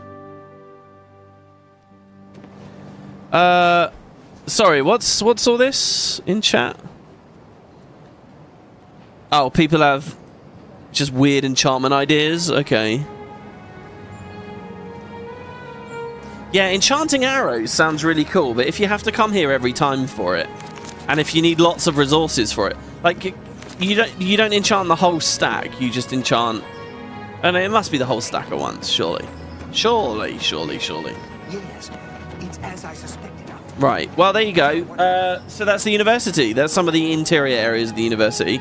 We could actually sleep now in the in one of the beds in the quarters. I think that's a cool idea, since the sun's setting and the shop ain't going to be open. See, it's 7 p.m. And that will level us up. How are you? But I'm willing to do it. I feel like we've earned it. Most of this adventure, we've been on our way to the university. And god damn it, we've earned some lodging. Should we sleep in the basement or in the upper area? I think the upper area, right? Feels a bit more high status. Oh my god, these guys are in bed nice and early. Well, here you go. How long would we like to sleep? About 12 hours? And let's meditate on what we have learned.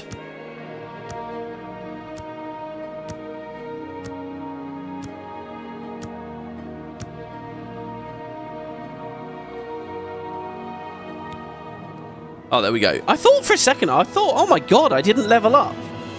Honestly, that really would have blown my mind, because I was thinking, Jesus Christ, all that. But no. I think we have a lot of levels banked at the moment, guys. Like a lot banked.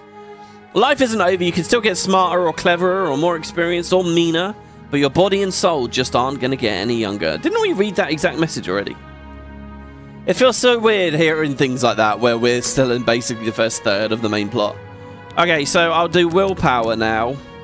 I would love to do more intelligence. We'll get that bit of luck going. And, I guess endurance for the other ones. Greetings, apprentice. Thank you. Oh my god, Raminus was sleeping next to us. Right, let's get a log of what we're doing here. So I need to go to the grove near Wellspring Cave to get my staff. And that will continue the Mage's Guild. Tarmina told us to go to the bookstore. Also to the bookstore. Bring 20 bear pelts. Now we could buy those bear pelts. Was there anything else in the Imperial City? There's the Grey Fox thing at the waterfront.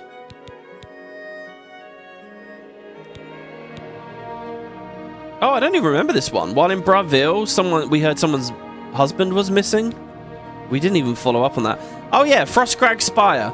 After reading the Dusty Tome, I've learned I can purchase everything I need to restore the spire from Arenanet at the Mystic Emporium in the Market District. Okay, let's turn that on. I think that's a really good idea as well.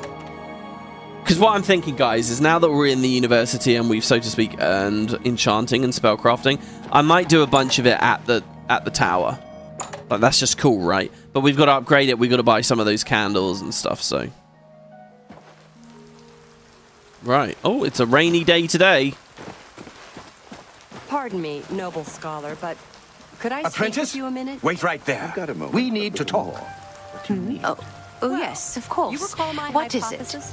Do you remember What I that matter mentioned you the other asked me to day? look into? I'll have I you have some know new information. I was right. In short, and to think what you you propose actually is doubted me. possible. Excellent. This is exciting news indeed, Magister. I love the way they're both synced like that. Okay, it loses a bit of its magic when the very next morning they're all saying the same stuff. They're right next to each other. But the amount of variety, like, it's so good. It's so close to being really good, you know? I really do believe in a ChatGPT-esque integration, right? That, like, could just vary up those lines a little bit, you know? It's you, the hero of Kvatch. This is truly an honor. Dude, he from a distance there looks a bit like he's wearing modern glasses under that hood, doesn't he? The shine around his nose up there. Alright.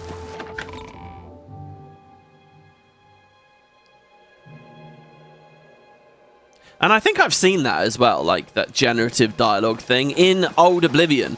I've also seen there's a mod where you give it your credit card. I'm not joking. Just put yourself into the mindset, right, of like 6 months ago, where this remaster was little more than a rumor, right? No one was interested in Oblivion or Oblivion modding really at that time. But a guy released a mod that you put your credit card in and you can buy, and it also adds like a new shop out here, I don't know, near Roland's cabin, let's say. And it's a pizza shop. You can go in, you can speak to the NPC there and order a pizza, and it will actually send a pizza to your real life house because it's connected to like the Pizza Hut API or something, I don't know. But you could actually order a pizza in Oblivion that would get sent to your house. And there's putting quite a deal of trust there into this, you know, this random download to actually give it your details. But it would actually do it. I mean, how crazy is that? Just fast travel to the Market District. Rain still looks weird, man. I don't know. Like, it's not raining near my face much. It's raining really far away. Please go buy Fortify Magicka from Ramona's Polis. All right, I will try to remember to do that. Obviously, we just left. Are starving. My children are starving. But we already got info about the Grey Fox now. I don't need to give you beggars another penny. All right, well, here's the first edition. Hello. Hello. We're looking for the Mystic Emporium as well. Holy shit, that's a real thing. Yeah, it is a real thing, the ordering a pizza thing. It's quite new, if I remember rightly. Last year, maybe, I saw posts about it. I'm sure just Googling order a pizza in Oblivion, it will come up. Do you believe any of that talk about more Oblivion gates opening all over the place? No doubt. Heard any news from the other provinces? Many are dead in the land of the Dunmer. Even St. Jub, who drove the cliff racers from Vardenfell, has fallen to the Daedra hordes. This is most disturbing. We can only hope this madness is over soon. Take care. Can I just say, right, it's 9 in the morning. I just burst in, swung open that door. These two are standing so close to each other behind the counter. I feel like they were making out and getting a bit handsy or something, and I've just busted in, and now they're just making conversation to hide it. I mean, look at this. Oh, they're immediately walking away from each other. That looked very, very suspect, Calendil. Okay, so Calendil is the vanilla vendor here. A pleasure to speak with you. I offer the finest goods and lowest prices in all Cyrodiil. And doesn't sell shit. I was hoping for some better, you know, like equipment. Farewell. So Calendil's Calendil's cash amount Let's do business. is 1,000. Okay. You too. However, this lady over here, Hail. Orrery, she's a second shopkeeper. You'll notice she doesn't really stand at the counter like she should, or she doesn't really have a place. She was added by the Crag Spire DLC. What do you want? And she doesn't really say anything, but if we look at her... I offer the finest goods and lowest prices in all Cyrodiil. She has 2,000 septims. See, the DLCs are just kind of basically a bit of power creep. They're just kind of a gussied up cheap mod, really, in a way. So basically, when we sell some of our big expensive stuff, she'll actually give us much more of the full price. And if we're a very good merchant, we might be able to invest in her. This is the thing, I'm not sure. But a high merchant, you can get another 500, and then also you can invest. So you might be able to bump her to 3k. And all the equivalent other NPCs like this, like that dodgy guy in Way on the stairs is another one. Anyway, we're not interested in that for her right now anyway, are we? I like that she does have quite a lot of ingredients. That's good. She's got 12 boar meat. 10 fire salts. This is much more useful. Dreg wax. Daedrith teeth. They're definitely selling better stuff now, aren't they? Anyway, here you go. So Crag alchemy lab, bedroom area, library, and vault. I'm listening. So let's make her like us, first of all. Oh, look at that nice smile. Oh. With her cheeks all coming up. Okay, you don't like admiration. Don't talk such rot. Well, you can't scare me. Oh, that's great. That's really too much. That's good. Okay, so, I guess we joke. Rick, don't try to manipulate. Is that so? We do that. That's not now. Let's just talk. We do that. Let's just talk. That wasn't too good. Not now. Where'd you get that? That's good. We do that. What? You're waste. I like that a lot. There you go. We're up to 84. Very quick there. Very happy with that. Okay, then we barter. What can I interest you in? We haggle. We probably can't haggle too well with her. I'll go to about here. Right, I would like to buy the alchemy lab, please, for 1,900. I let that go too cheaply. The bedroom area for 1,200. I wouldn't make that deal with just anybody. The library and the vault. I wouldn't make that deal with just anybody. There you go. Fully maxed out with those 4 upgrades. Very curious to see what it does. By the way, Mage Tallow Candles. We need these as well, don't we? Wasn't that a part of the quest? A pleasure to... Let's just have a quick read You here.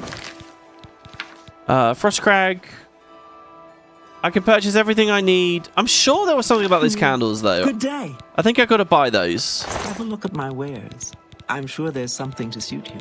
Is this related to the candles in the enchanting UI that we saw before? These are expensive, man. 2 grand. 2 grand again. And that's after pretty heavy bartering.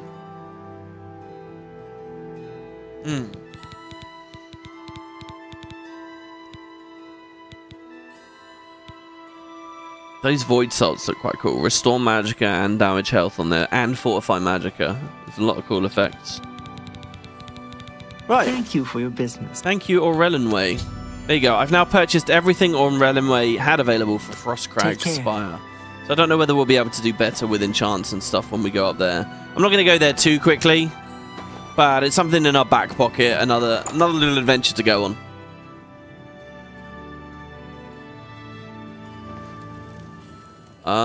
This is where you should have the sound. I should have had the sound sample of "I have a candle ready." Oh my god, I haven't thought about that for a while. Yeah, that would have been quite cool. Right, let's change our quest tracker here. Oh, to the Path of Dawn. This will take us to the bookshop. This is an entrance to the sewers, right? We didn't take it before. Oh no, maybe the entrance to the sewers is somewhere else. Oh no, I know what I'm thinking. Yeah, there it is. I think we'll be going down there very soon, guys. That's right, back to the sewers. which I'm more than happy to do because I thought that like tile set was amazing.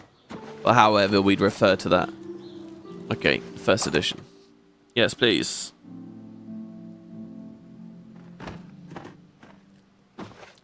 Fintias? Go ahead, please.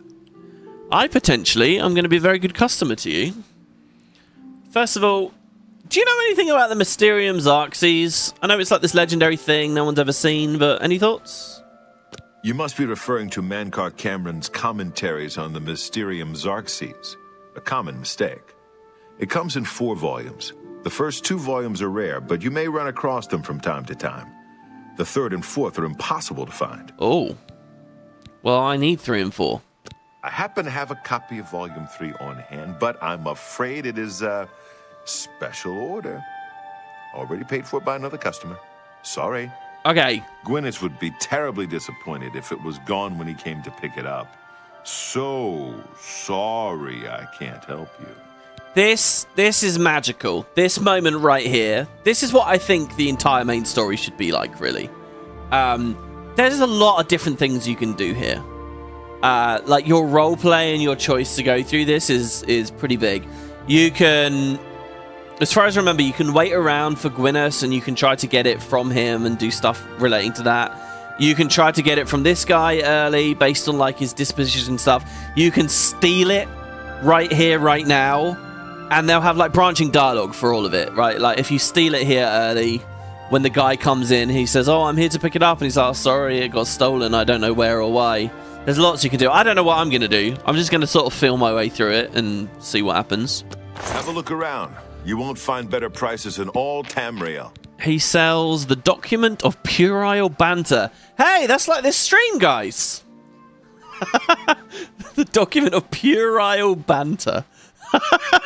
Fortify endurance, 50 points. Willpower, 50 points. But you lose speechcraft and personality. That's so weird. Okay. The Firmament, Celestial Song. There's so many books. Guides to all the books. What do you think the guide to the Imperial City says? I'll buy that. Oh, I had a little bit of a bit of a Morrowind-y moment there, hearing the little book sound as it shifted inventory. I appreciate your business. Hey, yeah, no, that's cool. So wait, who's this Gwyneth? I don't know him personally, but he was very eager to get his hands on Volume 3 of Camoran's commentaries. Came all the way from Valenwood. As a matter of fact, he's already late for his appointment to pick up the book. Feel free to wait for him if you want to speak to him yourself. What's funny about this is, I don't know him personally, but it's a matter this guy might be a bit fishy, right? Like, he could be trying to join the Mythic Dawn, so we might want to watch our back around him. So what do you think about the commentaries of Volume 3? I'd like to help you, but the cost... I would have to try to obtain another copy for Gwyneth, not to mention his disappointment if he found out. Well, look, whoever would pay more, right? But you notice it's staying gold here. I wish I had one, but I have never even seen a copy. So copy 4 we'll have to deal with. I mean, maybe Gwyneth can help us with that. Be seeing you. Right, okay, so what does the game tell me now? That Fintias told me Gwyneth is on his way to pick it up. I should wait for him to arrive and find out what he knows. But I do think in the meantime we can persuade our way to get it. I think I'll wait, though. It might be more fun to wait. Take care. But yeah, and then in terms of stealing it, I don't actually know where it is exactly. It might be in his pockets. It might be behind the counter. God, with him just staring at me, we would probably need... Oh, should we try? Okay, hold on. Chameleon. Where's my chameleon? Here we go. So I can do... So, wait. Quick save. Because I'm not gonna stick with this. But let's go 1, 2, 3... Well, we just have to drink them all, don't we? So with all of our chameleon drank, we're at 108. We are completely invisible. He's got no clue what's going on. I can pick his... See, even though I'm right in front of him, the eyeball is closed. See, he has the Armorer's Challenge, the key to the shop, and some gold. Ah, you dirty little thief! Oh, How dare you! Stop right there, criminal scum. Nobody breaks the law on my watch. I'm going to resist arrest. Then pay with your blood. Touch me. See, they don't know what to do, even though... Oh, this is amazing. Look, there he is. I'm here for my book, Mankar Camoran's Commentaries, Volume 3. Of course, here you go. Keep us in mind for any future needs. Thank you, thank you! All right, let's reload. So, yeah, the book isn't in his pocket. The book is somewhere, though. It's somewhere in the shop. You can find it and you can nick it. I don't know where, though. Book, Mankar Camoran's Commentaries, Volume 3. Whoa. Of course, here you go. Keep us in mind for any future needs. Thank you, thank you! I can't tell you how long I've been looking for this book. Damn, we just accidentally did that save reload trick thing where, you know, if you save and reload, NPCs that are trying to transit from one place to another, they just instantly snap to wherever it was that they want to, you know, travel to. Damn. Let's put the hood on again, by the way. Right, well, so that's the book gone. What? I had a copy of Volume 3, but Gwyneth has already picked it up. So sorry. I guess if you want to steal it, you'd need a very good idea of where it is already. There's probably some quite rare dialogue to see that. Well, just this once, I don't suppose it would do any harm.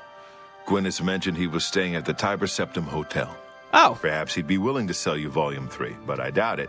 He was very pleased with his purchase. Well, once he's read it, you know, maybe transcribed it magically. It doesn't take too long, you know. Don't need a printing press or anything in this magical world. Let's do business. Oh, well, I already did do business. I noticed you have an alembic there. You got anything else? Any other goodies? I don't think so. What I want more than anything else right now is to get my subcategories back in my inventory. I want that so badly. Well, there you go. That's finished. Oh, but hold on. What else were we looking for?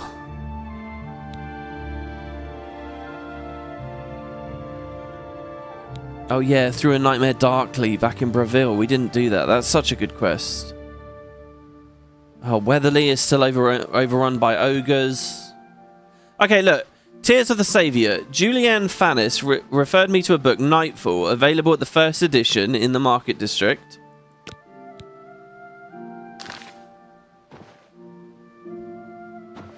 What do you want? What can I interest you in? This is the 1st edition, right?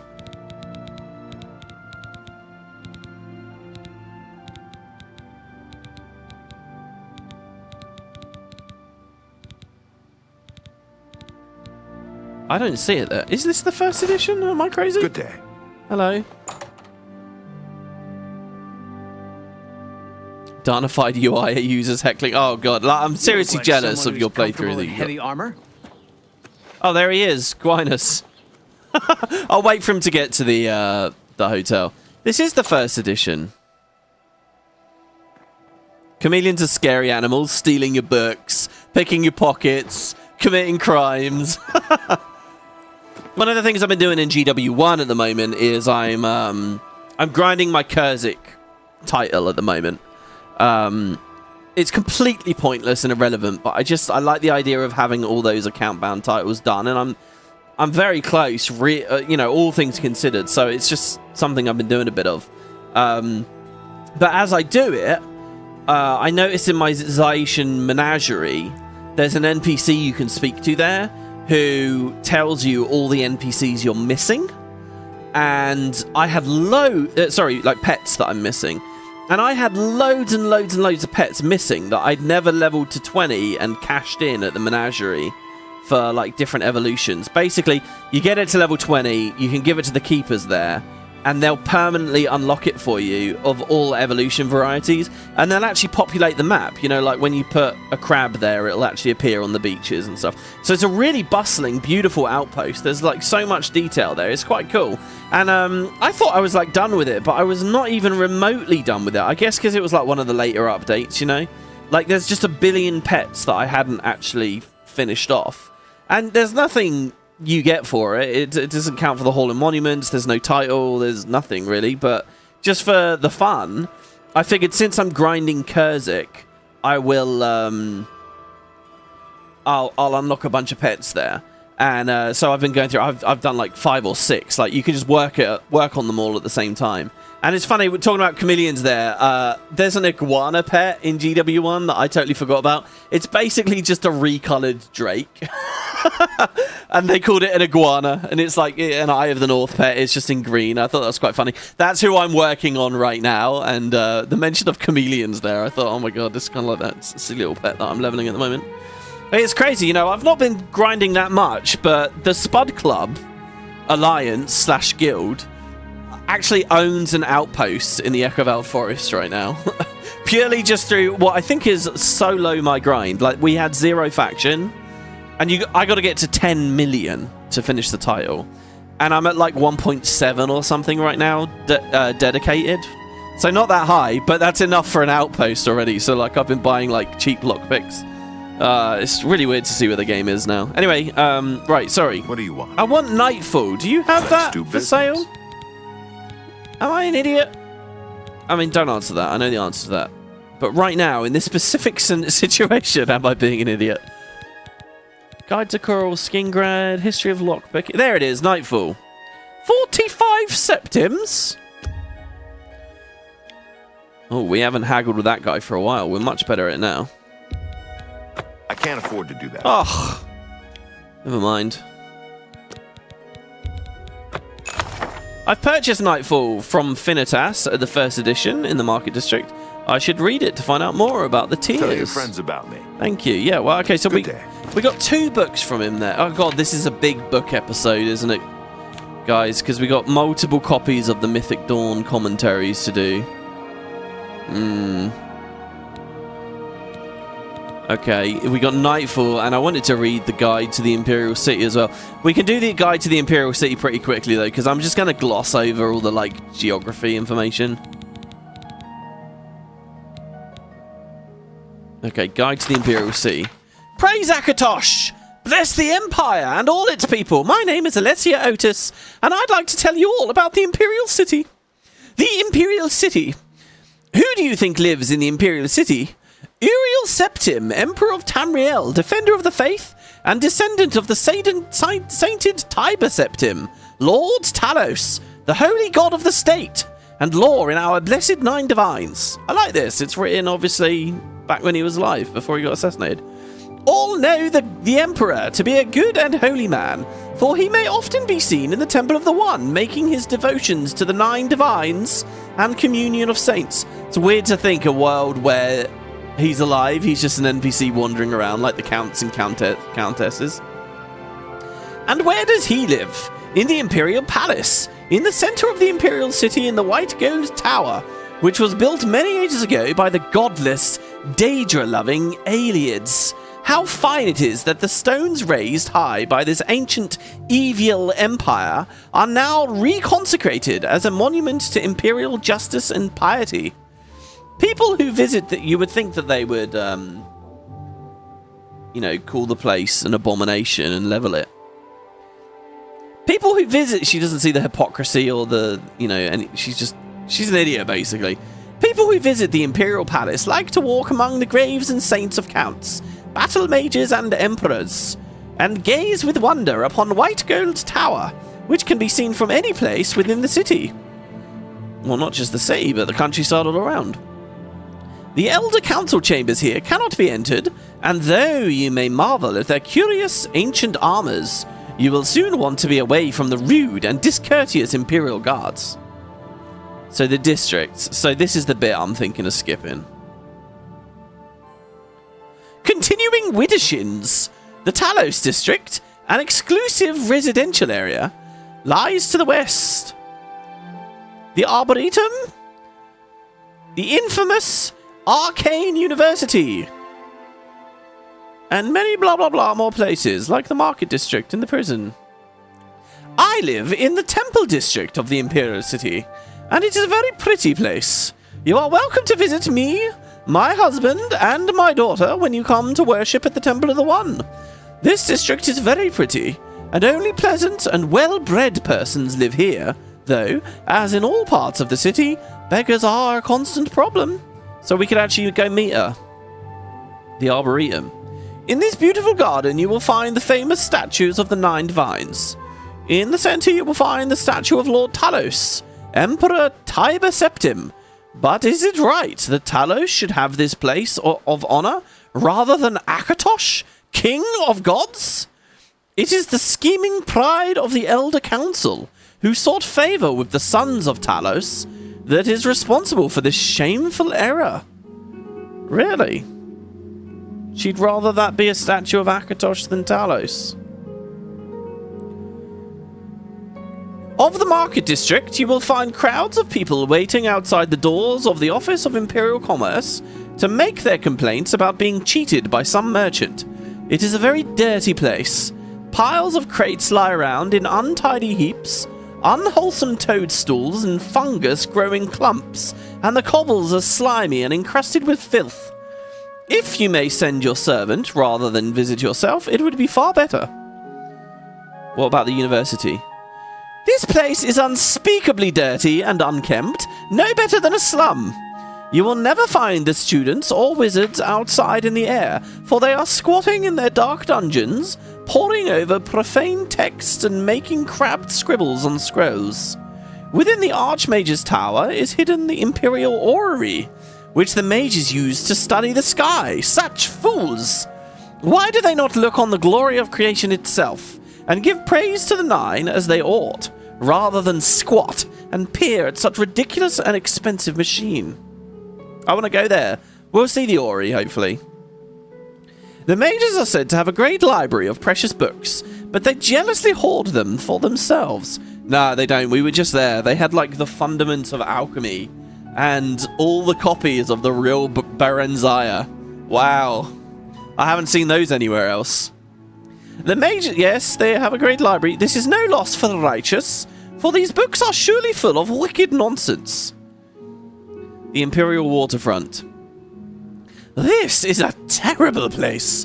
It is not uncommon to stumble over the bodies of women and children who have been murdered here. Wow. There are no more wicked and godless men in Tamriel than merchants and sailors, and they gather here to plot and cheat citizens of their hard-earned gold. Gambling and slaving and skooma sucking, and even more depraved activities take place in warehouses and ships here. And where are the city watch? Nowhere to be seen. What about the prison? The prisons are very cruel and horrible. They are damp and dirty, with chains and pincers and manacles and instruments of torture on every hand. But did I find any prisoners in these cells? No, for the watch is so lazy and careless that the cells are all empty. You know, we were in one of those cells, obviously. I think if you can visit the cells, you can visit the dungeons, and you can see the people that are in them. I think we can see the guy that was talking shit to us, right? Valen Dreth? I think you can. There are guards everywhere in the Imperial City. They travel in groups, for even they are afraid of the cruel bandits and thieves that lurk everywhere in the city. I do not know why. They do not throw the impertinent beggars into prison. Criminals are so bold as to introduce themselves to you on the streets. One outlaw... This is funny. That almost feels like a game mechanic that got cut.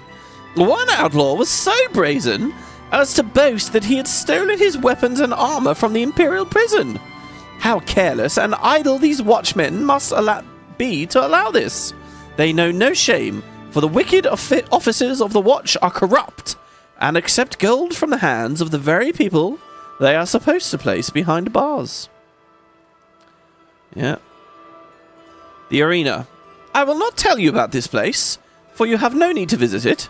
Only idle or foolish persons come here to throw their money away on games of chance, or to spill their own blood when they would better devote themselves to exterminating the armies of robbers and beggars that swarm in the streets. May the 9 Divine bless and keep you. There you go. That's her guide to the IC. She doesn't seem to like it here. I would have thought she'd like it a bit more since she chose to live here. But no. Not at all. So we're caught up now, right? Oh no, because then we bought Nightfall as well. Oh my god, all the books, guys. Hold on. So let's see what Nightfall had to say about this guy's tears. In fact, actually, hold on. Let's not read about Nightfall. Let's just put that in the bank for now. And we'll read more of it. What can I do? When we're actually ready to continue that quest. Alright, let's go meet this guy at the hotel. Please visit her. I could. What's her name? What is her name? It's Alessia Otis's house, and she said she lives in the Talos district, didn't she? That's Elven Gardens. The Talos district. So we could go through Green Emperor Way, which is here. You can often tell when you're going to Green Emperor Way because it's up the stairs a little bit. Greetings to you.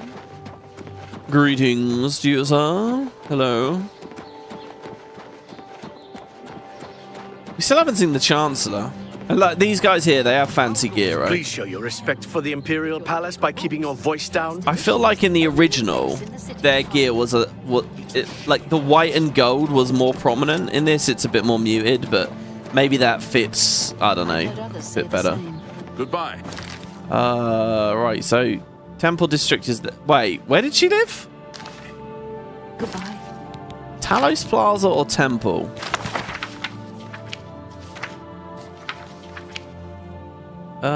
She lives in the Temple District, and it is a very pretty place.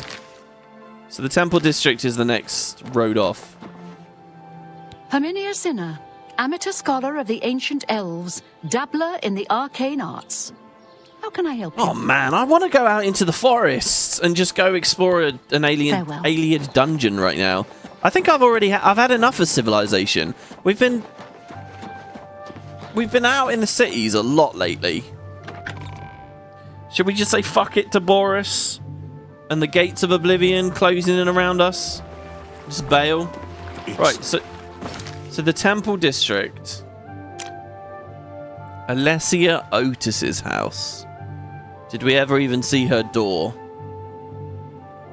Well, that's Hastral. Hastral Otis? I guess it's his name on the door? The hero of Kavaч. Because he's the breadwinner? Is his name on the deed, maybe? I don't know. Let's see. It's locked. Get your Black Horse Courier here. Oh, good. Here's a copy of the Black Horse Courier. Identity of the Grey Fox revealed. More reading. Actually, the identity of the Grey Fox has not been revealed. Hi there. This is Ida Otis. My name is Ida Otis, and I'd like to talk about Mother Mara. Right. What about Alessia? Mara's blessing on you and on all her children. Speak to her at the Temple of the One. Ask Mother Mara. She will shower your heart with love. Right. Good day. Is the Temple of Mara here? Is it? Is this it here? Plague bearer. Oh! Whoa! Whoa! Whoa! He just spat at me. Step back, plague bearer. I'm guessing I have some kind of. No, I don't. Maybe he was talking to one of the homeless. I think that's probably it. So yeah, this is the Temple of the One. I don't know if we ever actually visited this. What is it? Hello. Go ahead, please. Sorry, no, I heard that introduction. You don't like me. You too. No, we did visit here very briefly. This place is cool. It'll be cooler by the end of the game.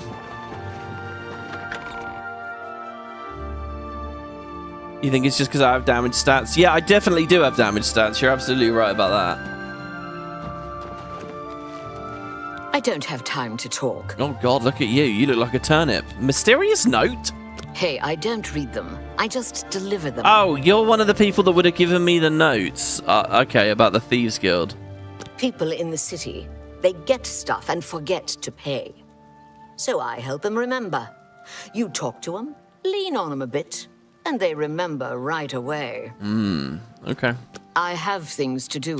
Okay. Me too, to be honest. All right, we're kind of wasting a lot of time on this day. So, right, the Path of the Dawn. I found out that Gwynus is staying at the Tiber Septim Hotel.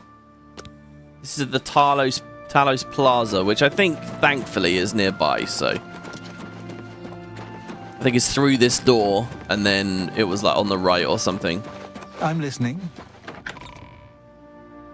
And I think it's quite cool how in this game, all the NPCs have, like, routines and schedules. So they actually have a bed, they have digs, they actually use the houses and stuff. So when Bethesda needs an NPC for a quest, that's like a temp NPC, it's like, well, where do they live? What do they do? Well, they use the hotels. So now the hotels have meaning. Like, there's something cool about that. They're very authentic to how a city would work in real life, and it's perfectly modeled by the game. Like, I'm pretty sure this guy vanishes once this quest's done. How do you do? Hi. Sorry, it looked like you were going to reception there for a second. He looks like he's ready for bed. I mean, look at this guy. Ah, well, let me have a seat next to you.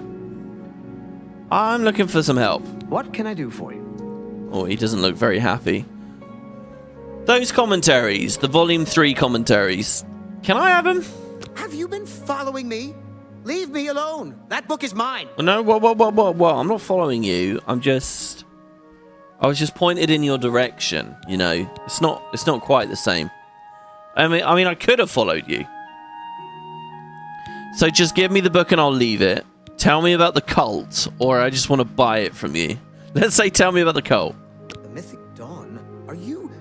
I mean, I don't know what you're talking about. I don't know anything about any cult. Come on, you're a perspective. You're in over your head. Don't play stupid. Don't play stupid. Very well. I can see you're familiar with Menkar Camoran's commentaries. I know that Daedric cults are not quite the thing socially, but that's just foolish prejudice and superstition.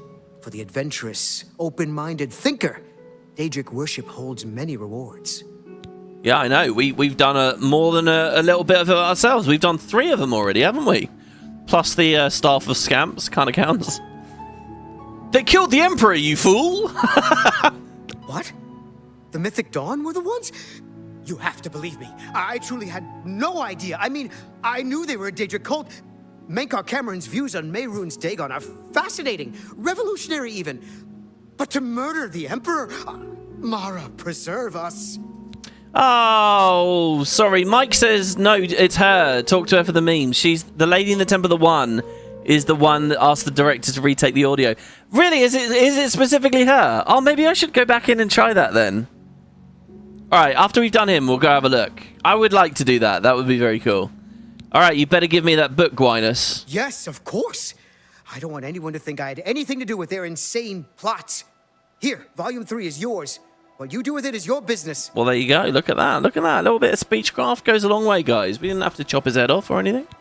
I need the 4th book as well. Are you onto the trail of the 4th? You can only get Volume 4 directly from a member of the Mythic Dawn. I had set up a meeting with the sponsor, as he called himself. Here, take this note they gave me. It tells you where to go. I don't want anything else to do with the Mythic Dawn. All right.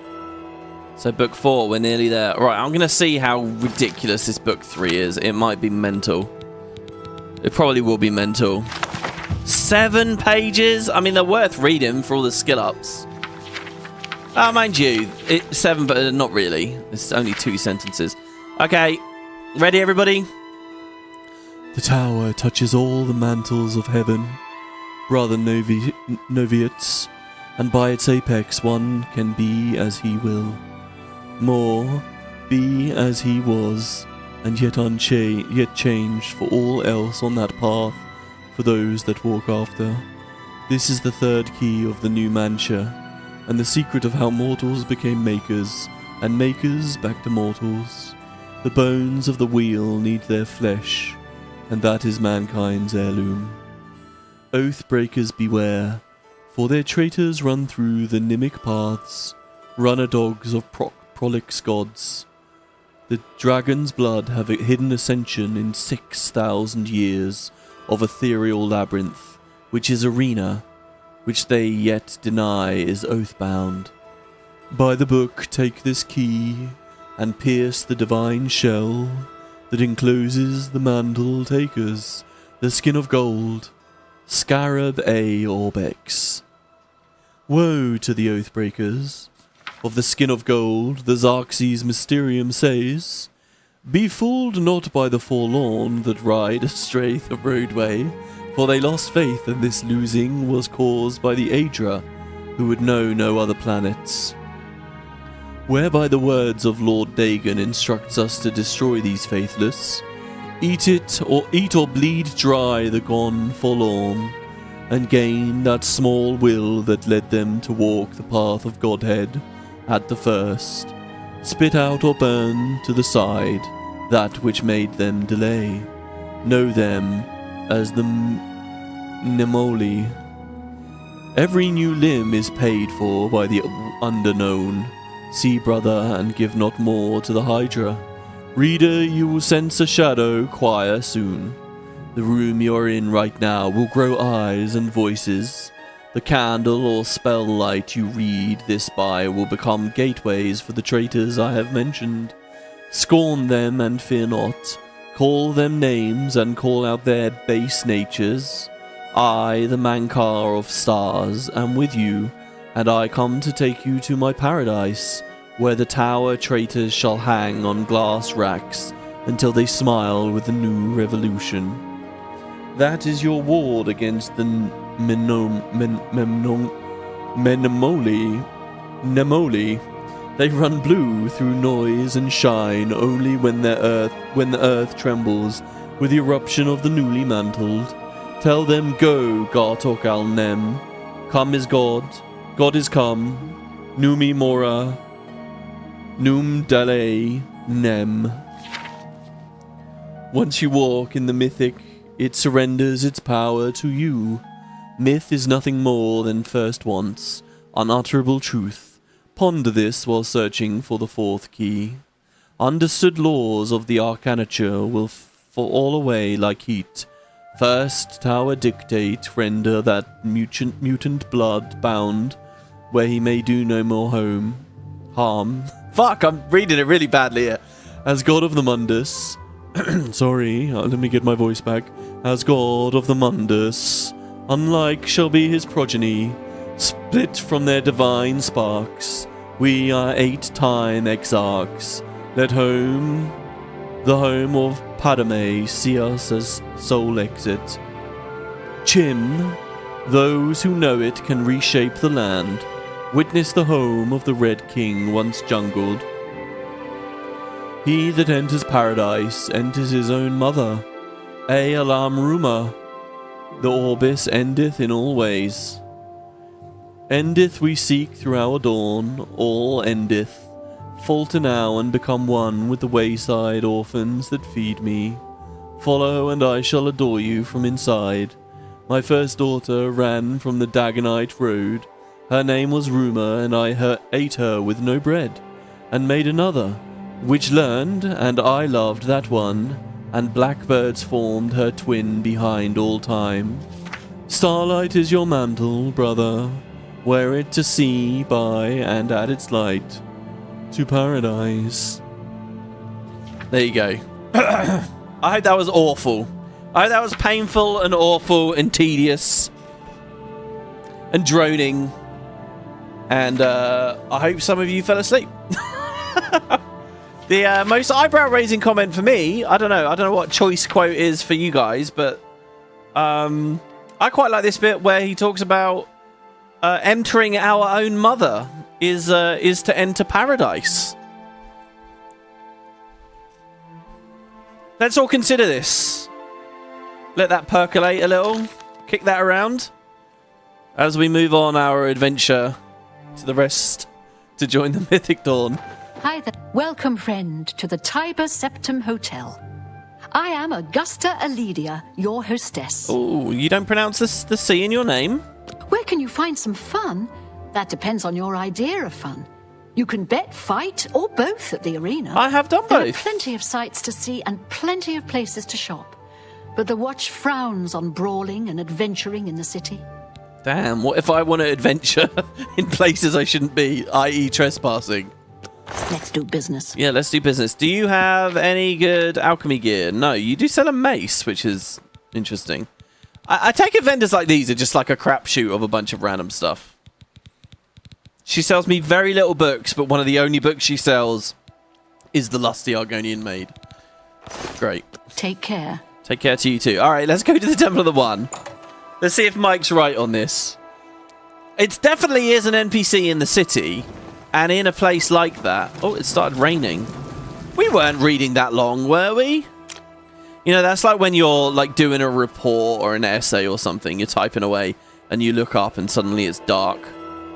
I don't know. Do you guys get this, right? For me, okay, let me just propose to you, right? I sit you in a room, you've got nothing to do for like 5 hours. Okay, you've got to burn 5 hours. What all you want to do, really, is just have those 5 hours pass quickly. Shit, where was it that we were? The Temple of the One? In the Temple District, right? I wonder if the weather will change just because we're fast traveling here. You got 5 hours to burn. What do you do to kill that time as quick as possible? I know some people will say, like, watch a movie, maybe, but, I mean, a movie's not going to be all 5 hours, I guess. Or play a video game, certainly depending on the genre. But to me, the thing that makes time fast forward more than anything else is just typing. Just typing, just writing is such a just time warp. How are you today? What can I do for you? All right, hello. So what, we just ask her for rumors? I don't know that anyone in Cyrodiil drives a harder bargain than Palonyria at Divine Elegance. No. Can we ask her about Venomwin? I believe I heard a Benorus is in town. You should check out the Elven Gardens district. A Benorus wouldn't be seen anywhere else. You would sleep? Oh, sleep doesn't count. Come on. Sleeping doesn't count. I don't know that anyone in Cyrodiil drives a harder bargain than Palonyria at Divine Elegance. I don't know that anyone in Cyrodiil drives a... Yeah, I don't know. I don't know. You too. It's definitely that voice actress, and it's definitely in a room like this, right? Oh my god, look at this. This Lumen shit's insane. It's so good. Like, I was used to kind of the flat lighting in here or whatever, thinking, you know, but there is a lot of dynamic, cool lighting going on here. Like, you just get this interesting patterns all over the place, you know? You definitely, it is her, but you have no idea which room it is. Muscles on you. Yeah, I don't know. I don't know how we proc it. That's a funny one, right? People always look back on that like aghast, like, oh my god, look how terrible Oblivion is. I've always felt like that one's quite buried. The bigger voice issue that I always ran up against was when you're speaking to like a beggar and their voice actor changes completely in the same NPC. I was never... You know, that happened a lot, I feel like, in the old game. We haven't had that in the Let's Play yet, a single time, though, so... Right, Gwynus told me Volume 4, the last book I need, can only be given to me by a member of the Mythic Dawn. He'd set up a meeting with one whom he called the Sponsor. He was going to go alone and sit at a table in the sunken sewer beneath the Imperial City. I will go and take that meeting instead, but I should go find Boris first. Yeah, I like Boris. Let's go see him. So yeah, you'll see we're going to be doing another sewer adventure here.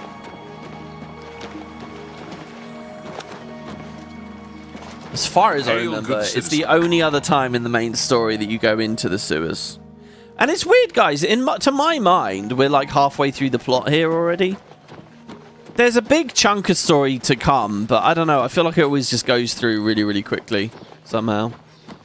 All visitors to the Imperial Palace are asked to keep their voices down. Maybe it's a lady in the palace. Oh, it's Thieves Guild related? Okay. I haven't done the thing that she needs to reference yet. Ah, I see. I see. Right. You still at the boarding house? You're not easy to get hold of. What have you found out? Hello. Yeah, sorry. We didn't do any episodes over the weekend. But we're back at it now. Let's just chat about the Mythic Dawn. They'll pay for the murder of the Emperor. Now that we know who they are, it's only a matter of time. Okay. Well, look, I've set up a meeting with one of them. This just might be the break we've been looking for. Good work. Thank you. We need to get that fourth book then. If Tarmina is right, we can use these books to locate the Mythic Dawn's hidden shrine. Let's go. I know that part of the sewers well. I like it. You'd think, oh god, that's a bit weird. Why do you know that? But obviously we first met him, not really in the sewers, but very close to it. The sewers run underneath the whole Imperial city. There are access points in every district. The Blades have occasion to use them in our undercover work, as well as a means to move around the city without attracting attention. Right. Follow me. I know how to get to the part of the sewers where we need to meet the sponsor. Lead the way, good sir. Yeah, I mean, in so many of the games, you interacting with the Blades, thinking about the Blades, doing stuff, but it's weird to think this is their home turf. They know more about activities around here in these sewers than anything else.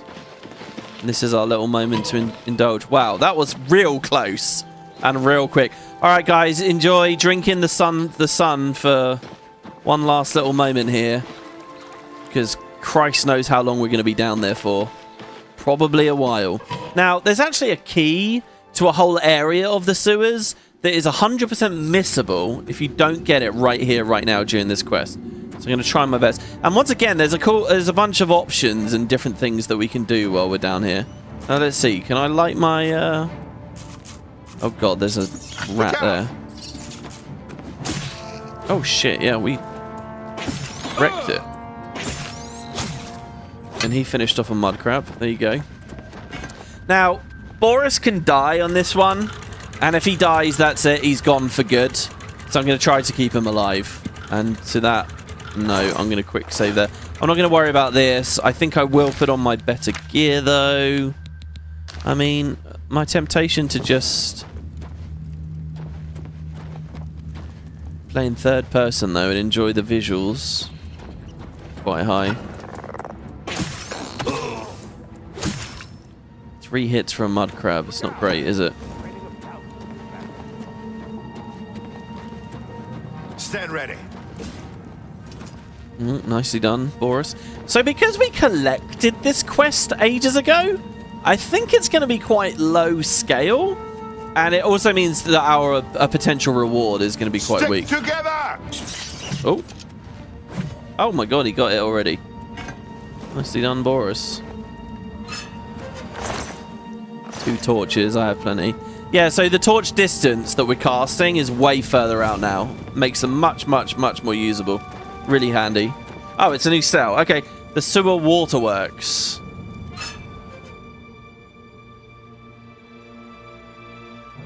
Stick together! Oh, good. It's going that way.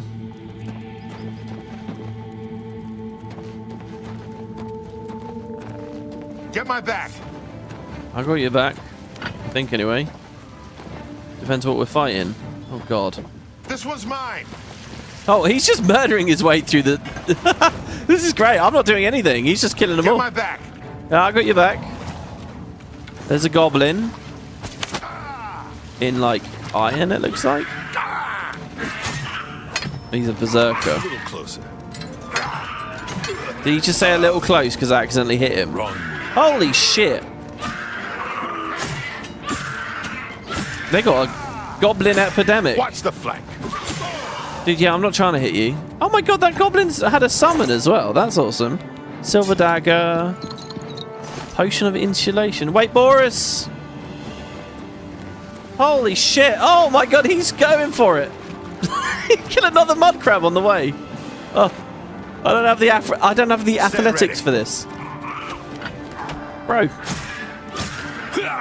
Shit. Dude, the heavy attacks are ridiculous. Oh. Say yes.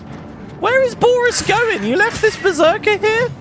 Did you go upstairs? Oh my god, it's like a conga line. Alright, well that one's dead. Holy shit. How is it he aggroed on that one guy at the very back? Wait, Boris, please. I want to loot them. Boris. I know the part of the sewers you were talking about. Follow me, I'll show you. Yeah, well, no. Oh, there's no... Oh, God. All right, well, look. So that's the Elven Garden sewers there. Let's wait a second here and see what we've actually got. Because before I go into that cell, I think he's just going to be, like, frozen and not moving. What we got? Silver bow, lockpick I'll take. Dropped a steel shield. Dropped a silver short sword. Meh. What the hell was down there? You'll notice how similar this is to the very first sewer, actually. Dwarven war axe. Worth a bit, but again... Well... weight doesn't really matter, I guess. I'll take it. Why not? Where's the fun if we can't loot anything? They were camping out down here. Now, that's what I'm talking about. A bit of gold.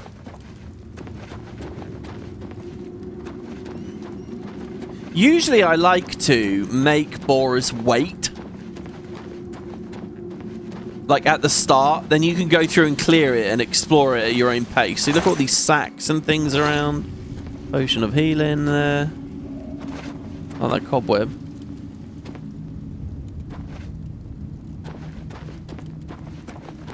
Got these nice lights shining down. The problem, by the way, there's like different edition. You can tweak the torch to have, you know, different distances of the light it casts. If you go too crazy with it, like you lose a lot of the, like that's nice dramatic lighting there, right? As we move forward, you just kind of make everything orange all the time. So I wouldn't recommend going too far. Yes, it makes it a bit more usable, but at a certain point, you're losing, you know, some of the vibes, some of the atmosphere. Boris is being skinned up in the next room. Over here! Alright, here he is. I know the part of the... Yeah, he still won't let me tell him to stop. He's just going for it. I'd rather stay on the high road. You can walk down in the sludge if you Look like. Out!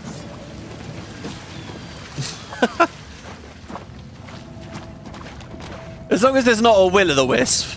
I feel quite okay with anything we'd find except a will-o'-the-wisp. Will-o'-the-wisp is just the worst.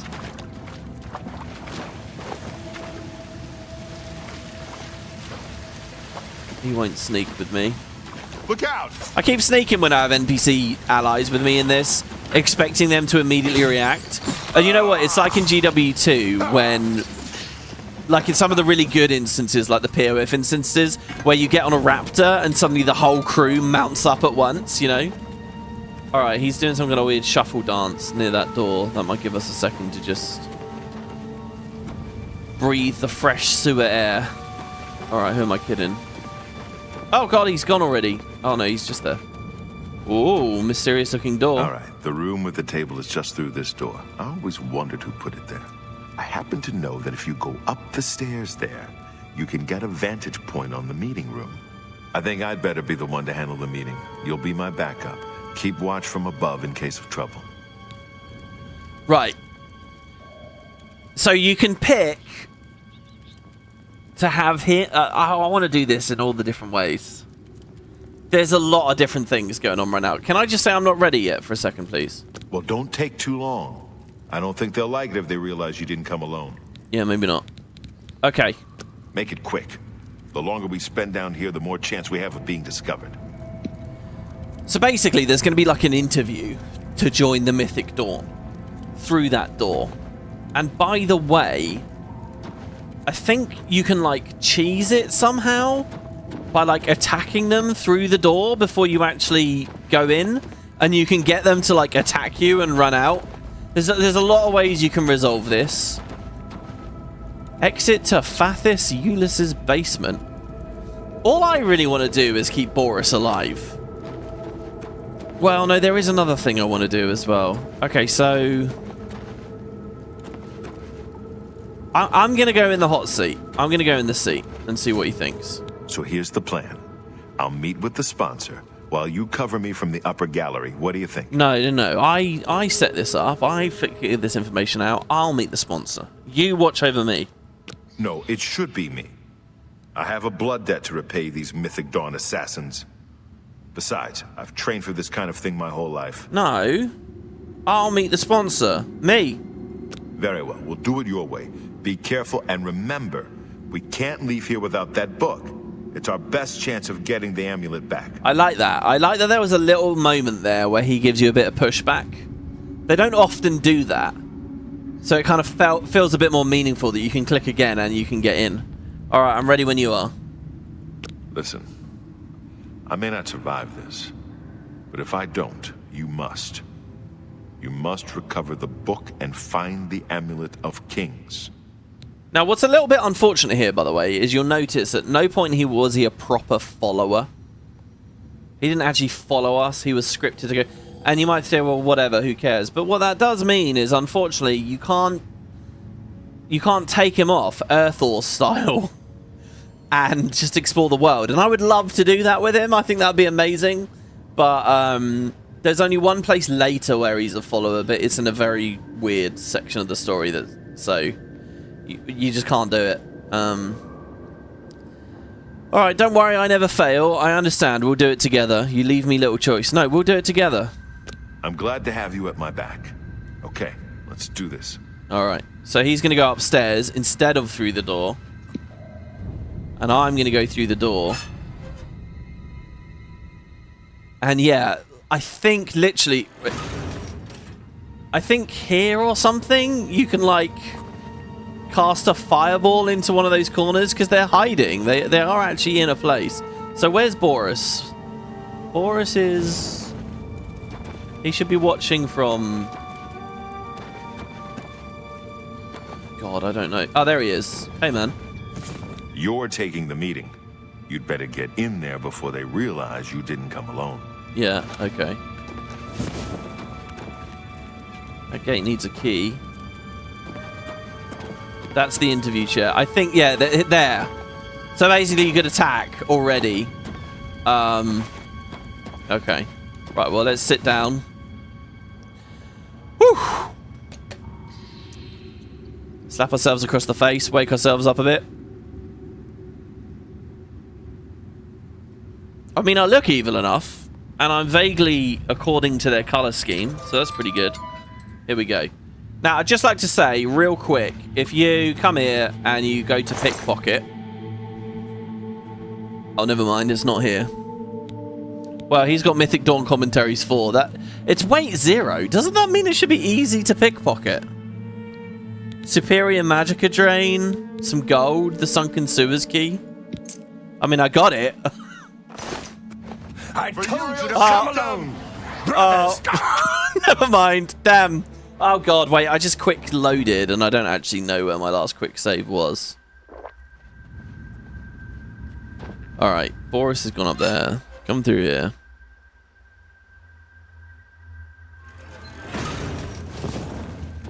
There are wisps in Pathfinder, they're really deadly.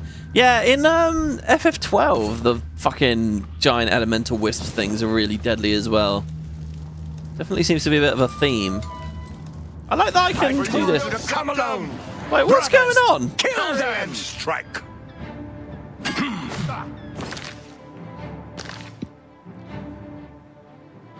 I don't remember this. I remember there being dialogue.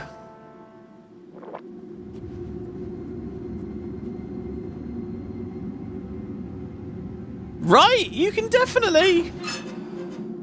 Am I crazy? Is there only dialogue when Boris is doing the interview?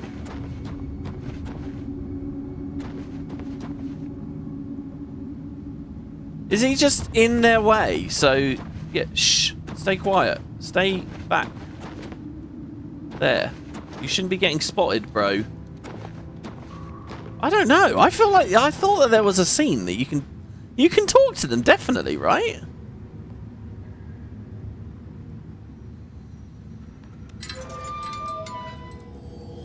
I told you to come alone, brothers. Stand kill ready. them. I'm watching whether it will survive. Everything is almost here.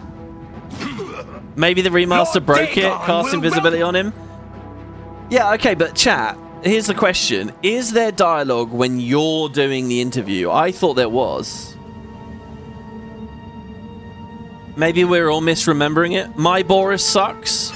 Okay, Young says I did get to talk to him. Okay, it's just that my Boris is an idiot and is getting spotted too easily. I don't know, maybe we RP walk and we go a little bit slower or something here so that he's not so broken up there. What if I just stand up? If this fails again, I've got a new plan. I told you to come alone. I told you to come alone. For Uriel Septim! Just in case you guys aren't getting that stellar dialogue there. Okay, I got an idea, right? What I'm going to do is sit on the stool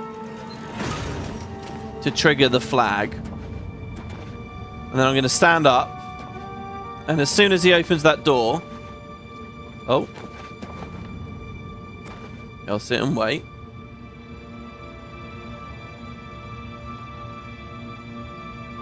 Oh my god, now he knows. He oh, there you go. And I'm going to speak to him. You were told to sit down. Are you incapable of following such simple instructions? Yeah, but no, I need to distract you. Okay. So, you want to become one of the chosen of Mehrunes Dagon. There we go. Oh no! Oh, I just tried to click quick save and I clicked quick load. Oh god. Flashbacks of playing goddamn Half-Life 2 where I did that about 1,000 times. Oh god. The buttons aren't even close to each other. I just fucked up. I'm so used to quick loading at the moment. Alright, let's wait here again then. Maybe it will just work this time. It did that time. We might have to do the same thing. We'll have to run an intercept. You were told. Okay. So, you want to become one of the chosen of Mehrunes Dagon? I do.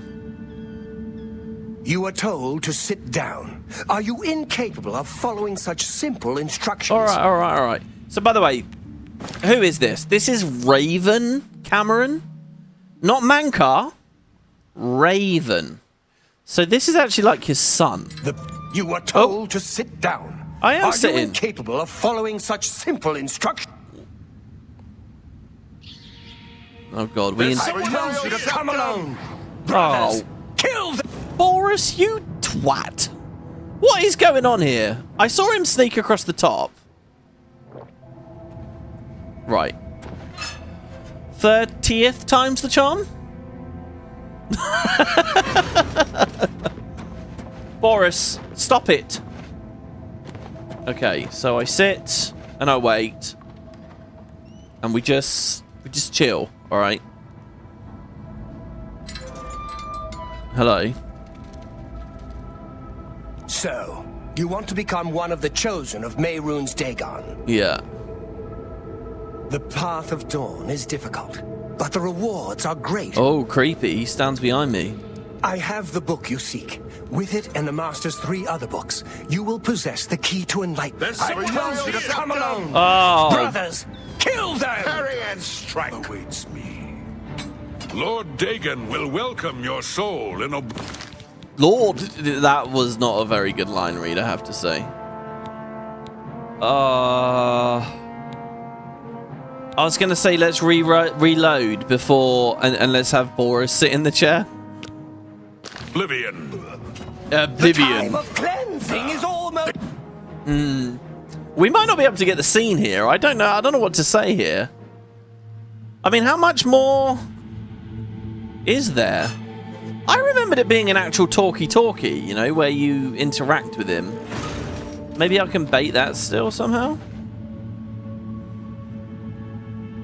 He's supposed to walk behind you and monologue, yeah. So it's not that I tap E and then we're just chatting with him. I think we're supposed to see Boris sneak across there, but that's it. You want to become one of the chosen of Mehrunes Dagon. You were told to... I am sitting down. The path of dawn is difficult, but the rewards are great. Yeah. I have the book you seek. With it and the Master's 3 other books, you will possess the key to enlightenment. I told you to come alone. Brothers, kill them! Dude, I don't know. I think that's about as good as we can do. Parry and strike. Ooh! Okay, so that's Raven in front of us. Now, remember in the last part, I said that the Mythic Dawn do this cool thing where they summon armor. 99% of them summon maces, but there are Mythic Dawn swords. Raven, right here, this is where you see a Mythic Dawn person actually using the sword. So there you go. The cleansing is almost here. Like the gods you pray to. As an Altmer, he's getting wrecked by the fire. Time of cleansing is almost here. It's okay, Boris. Hang in there. Sorry, I just need to eat a mushroom mix here. I do not fear death. I was trying to poison this guy, and I ended up hitting his friend. So that's a bit more economy we lose there. Oh god, that stuff's so strong, it's unreal. You're right, Boris. 3 more that won't be reporting back to their master. Yeah, no, but well, I wanted to actually get some information out of them. And look at what you've done. It's a bloodbath. This is on you. 100% on you. Okay, so, right, now that Raven is dead, just so that you guys can see, he has this grand ring of shock shield. It's equipped. I think this is why we couldn't pickpocket off of him. Now, for me, you'll see that that says 10% shock shield on self. I'm level 17 at the moment. If you do this quest at level 22, you get the mundane ring off of this here. Basically, this... So you know there's this thing where the quest rewards are leveling, right? The weird thing is, when it comes to jewelry, it's basically... It just gives them a totally different ring each time. So, like, if you do this at level, I don't know, 13, whatever it is, you'll get this shock shield, 10% shock shield. If you do it at 14, it might be like a 10% or a 15% fire shield. And then it'll be like reflect regular weapons. And then it'll be like reflect spells. Like, there's a bunch of different rings that he can be holding. The very final ring he can get when it stops scaling is at level 22. It's called the Mundane Ring, and it's insane. It is easily one of the best items in the entire game. If you happen to be playing as a Breton and you get that one ring, you've basically broken the game just from those two, because both effects stack. So so Mundane Rings also just appear in loot tables around level 20, but they're really, really rare. But Raven will always have one here, always, if you delay that long. So again, I don't know whether I really want to advise people to delay the game too much, but if you are a high-ish level, the thing is, it picks its point from when you pick up the quest. So not 2 minutes ago when I entered the sewers, like 4 episodes ago when we were at Cloud Ruler Temple. I mean, before even that, actually, wasn't it? I mean, it was maybe 5 episodes ago we were at Cloud Ruler Temple.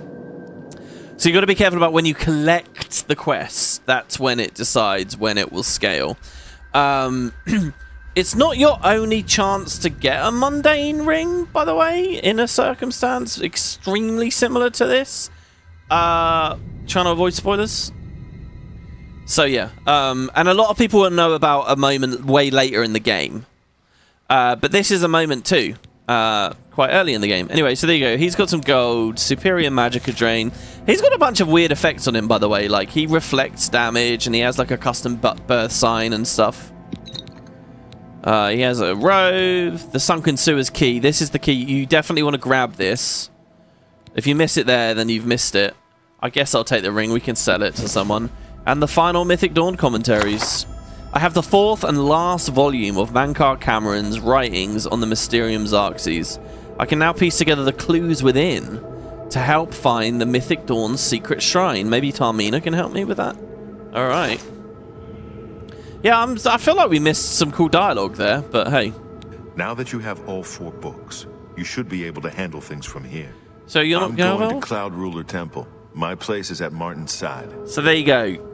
As long as Boris survives this fight, he will go up to Cloud Ruler. If he dies, then, you know, there's the whole thing with his katana above the fireplace and all of that. Alright. Like I said, she's one. I'll see you back at Cloud Ruler Temple. Good luck. Yeah, no worries. I don't remember him being in town clothes the whole way through that, by the way. I like how we're just leaving all these bodies here. Grand Ring of Acrobatics. 10 points of acrobatics. That's quite cool. Another key, I guess. Potion of Speed, a hood. So they were, like, in this area.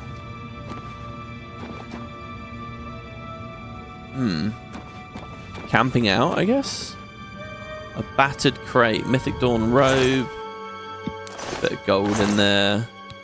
Another hood. Do you know what? Do we actually have Mythic Dawn stuff? I'll take the hood and robe. Why not? Because I don't know whether we actually held on to any of it.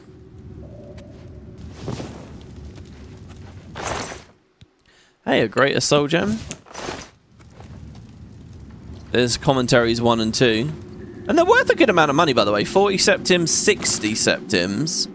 And then these later ones... Oh, weird. I got 1, 2, and 3. Where was 4? I did pick up 4, didn't I? Yeah, 4. This one's a bit shorter. We won't do a funny voice. May the holder of the 4th key know the heart thereby. The Mundex Terran was once ruled solely by the tyrant Dreg Kings, each to their own dominion, and border wars fought between their slave oceans. They were akin to the time totems of old, yet evil and full of mockery and profane powers. No one that lived did so outside the sufferance of the dregs. I give my soul to the Magna Gay, saith the joyous in paradise. For they created Mehrunes the Razor in secret, in the very bowls of Lig, the domain of the upstart who vanishes. Though they came from diverse waters, each gets shared sole purpose, to artifice a prince of good, spinning his likeness in random swathe, and imbuing him with Oblivion's most precious and scarce asset, hope. Deathlessly I intone from paradise, Mehrunes the Thief Taker, Mehrunes God's Body, Mehrunes the Red Arms that went up, Numantia Liberty. Deny not that these days shall come again, my novitiates, for as Mehrunes threw down Lig and cracked his face, declaring each of the 19 and 9 and 9 oceans free, so shall he crack the serpent crown of the Cyrodiils and make federation. Oh, that sounds a bit like what's going on. All will change in these days, as it was changed in those, for by with the magic word Numantia a great rebellion rose up, and pulled down the towers of Chim El Garjig, and the Templars of the upstart were slaughtered, and blood fell like dew from the upper wards down to the lowest pits, where the slaves with maniacal faces took chains and teeth to their jailers, and all hope was brushfire. Your dawn listens, my lord.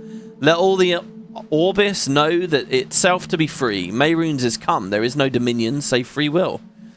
Suns were riven as your red legions moved from Lig to the hinterlands of Chill. A legion for each get, and Kuri was thrown down, and Jaff was thrown down, and Horma Gil was crushed with cold salt, and forevermore called Hor, and so shall it be again under the time of gates. Under the mires, Malbiorj was thrown down, that old city of chains, staked newborn, warmth, and set free. Gaug and Morgaug were thrown down together in a single night of day, and shall it be again under the time of gates. Nothing but woe for NRN, which has become the pit, and 7 curses on its dreg, the Verme Nimok. But for the Crusades it would be as my lord's creation, get by the gay and do as thou wilt, of no fetters by your own conscience. Know that your head is broken, people of Orbis, and praise the Numantia, which is liberty. Okay, so we've read all 4 of them. They all just come across as waffle. Waffle with little bits of stuff dotted in there that I maybe recognise slightly. Oh, a very hard lock. How many of these have we done before? So hopefully Tarmina can help us out with that. Are you fucking serious? Hopefully Tarmina can help us out there. Because, I haven't got a clue. Well, I do really. Oh, come on. I was trying to do a funny.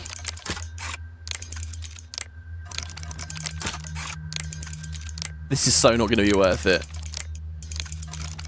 Here's my betting. 30 septims and a potion of sorcery. That's slow.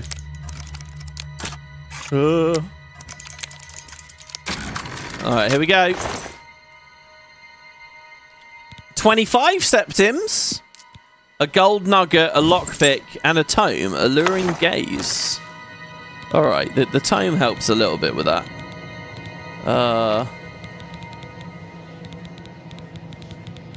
I don't really know where it is, though.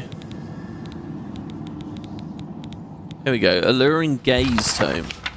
Charm, 12 points for 30 seconds on target. See, here's one of the really broken things about this game. 12 points of charm, that's like 12 disposition for 30 seconds. The thing is, it's like, I mean, I'll grab it because it's a spell that we can use to spin our... We could make our own spell that is charm 100 points for 1 second. It doesn't matter because we only need 1 second to open the dialogue window. And then once you're in a dialogue, that's it. You can do whatever you like. So it's funny, like those 30 seconds should kind of run out while you're chatting with them. Anyway. I like the thought that he was using that to up his dispositional stuff or something before the start of the interview. I suppose he'd have to cast it on me though, so maybe that doesn't make any sense. Maybe he was planning to. And then this. Oh wow. This loops us back around here, the sunken sewers key. But where did Boris pop out? You got a mundane ring in that chest. Oh, that's cool. Oh, wow. Okay, so yeah, this is like a big sewer, Holy fuck. Oh, shit, I've been, paralyzed. Oh. Oh, God. Oh, God, I'm taking a lot of damage as well. Okay, hold on. Let's cast this. We're out of enchantment charges.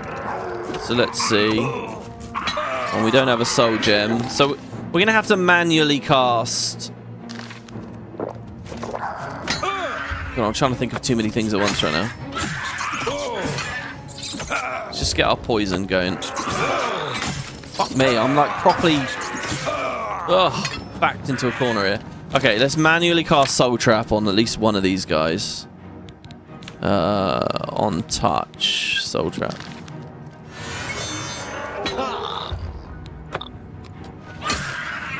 Looks like that shaman's resisting the poisons quite a lot. Alright, good. So now they're dead. We have a captured soul. Oh, but it hasn't gone into Azura's Star. It's gone into the other goddamn thing. Because of course it has.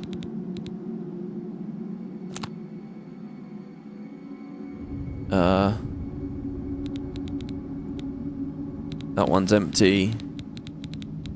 This one? Right. We can recharge the battle axe to the dynamo a little bit there. Okay, we get a dagger. Weak potion of reflection. Hey, that's alright. Reflect spell on self. I'm okay with that. Another dwarven war axe. All these goblins geared out in dwarven stuff. Okay, so this... I mean, I honestly don't know where this connects to the rest of the sewers now. I think we could have just climbed out wherever Boris was a second ago. Poison of paralysis. What's here? A gate that we can activate, but it can only be activated remotely. Oh no, that we got that there. Turn that wheel. So is this a dead end down here?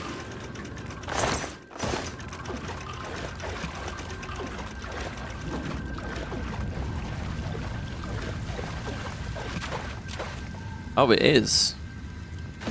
So this isn't a big sewer complex.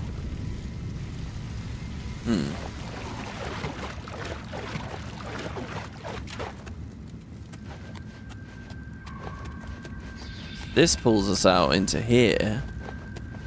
This isn't going to be the original sewers, is it? I don't think so. Oh. Okay, we get another soul. I mean, that was a quick one. That's going to go in a lesser gem. One hit, one soul.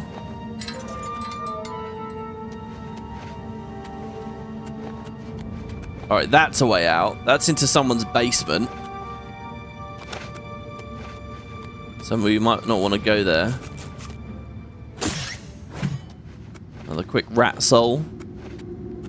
I love the idea of being like a Pied Piper type character. You know, one thing I want to do more of is like command animal, charm animals. I feel like that's a cool thing in Elder Scrolls, and maybe they should look into that more. Oh, okay, this one's an average lock. Like, if I want to run around with a bunch of rat companions, that should be something I can do in my roleplay, you know? If I want to run around with a bunch of wolf companions or bear, you know, I don't know, maybe it's just like beast mastery is cool to me, and... yeah. That's right, alteration went up.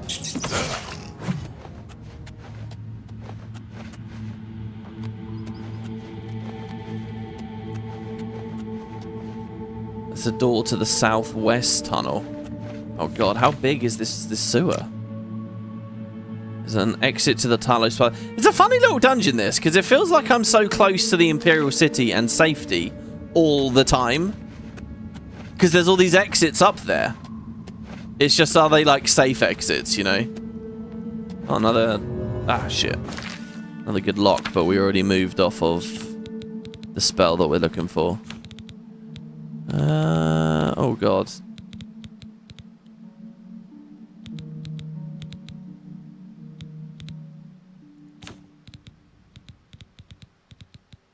I always think this is a touch spell, but it's not a touch spell. I just use it in touch range on the chests all the time. Because, I mean, I want to open it, so I'm going to be right next to it anyway. Am I going back when I'm up here? Yeah, that's where we were already. So how do I get over to there? Oh, it's just a goddamn... I was thinking there was going to be a bridge to cross to get up to this. But no. Come down here, we get a chain. I like these chains out in the water. Another chest. Oh, as the chest opened there, it almost looked like it was caught by the tides and it was bobbing around. But no, it was just the open animation. Okay, this is a dead end. I think the game has a bit of a looting problem as far as like chests and things are concerned. Like exploring all the dead ends, not worth it in Oblivion.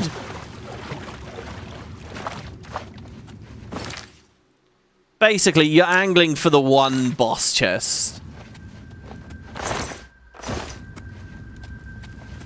See, in the more modern games, I could take like that jug and I could smash it up into ceramic.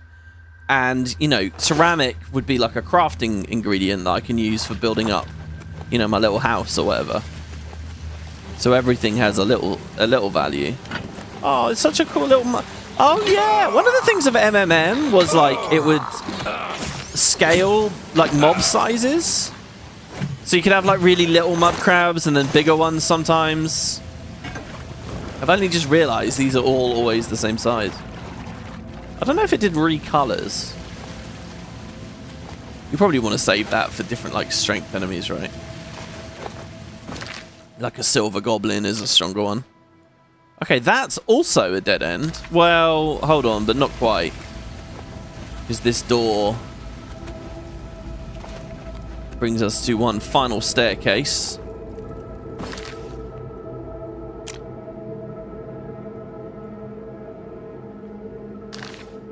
So hold on, there's back to the west tunnel, weren't we there already? What is that wheel doing? That's turning something, opening some door somewhere. Another lock. Any excuse to cast the spell, get more leveling. Oh, there you go. That takes us out into the Talos Plaza district. So that's a way out. So then, but then the question is, where does this other door to another tunnel? Is there like a final boss room at the bottom of the sewers here? I don't remember there being one.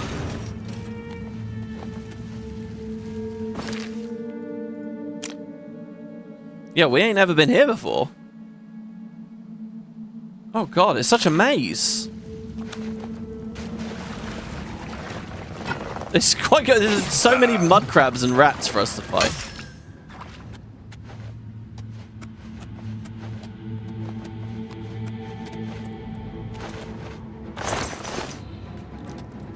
Bowl.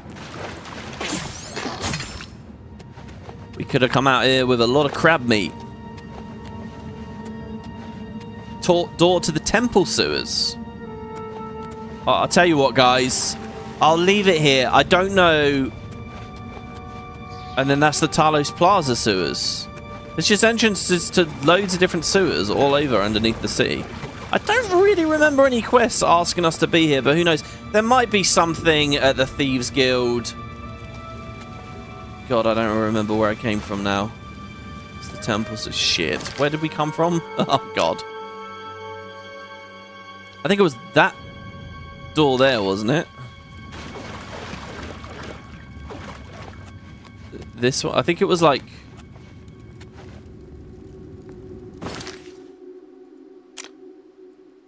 Yeah, I think when we entered the room, opposite us was where the quest marker was taking us. Is this right here? Well, there's a dead rat. That's something. And then the ladder. Another dead rat. Oh my god, Boris got out so quick. He knew where to go. There you go. Oh, that's that guy's basement. No, I don't want to leave trespassing. There was a better exit, right? There was like a good, normal, bog standard way out. And I felt quite satisfying with that exit. Was it this? Satisfied, sorry, with that exit. Was it this way?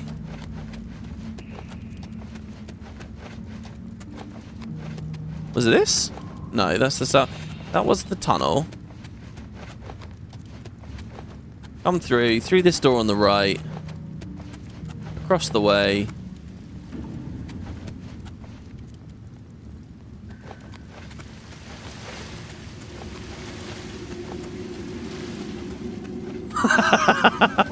Was it through here? Up this staircase? It was. Oh my god, I was just about to say I'm completely lost.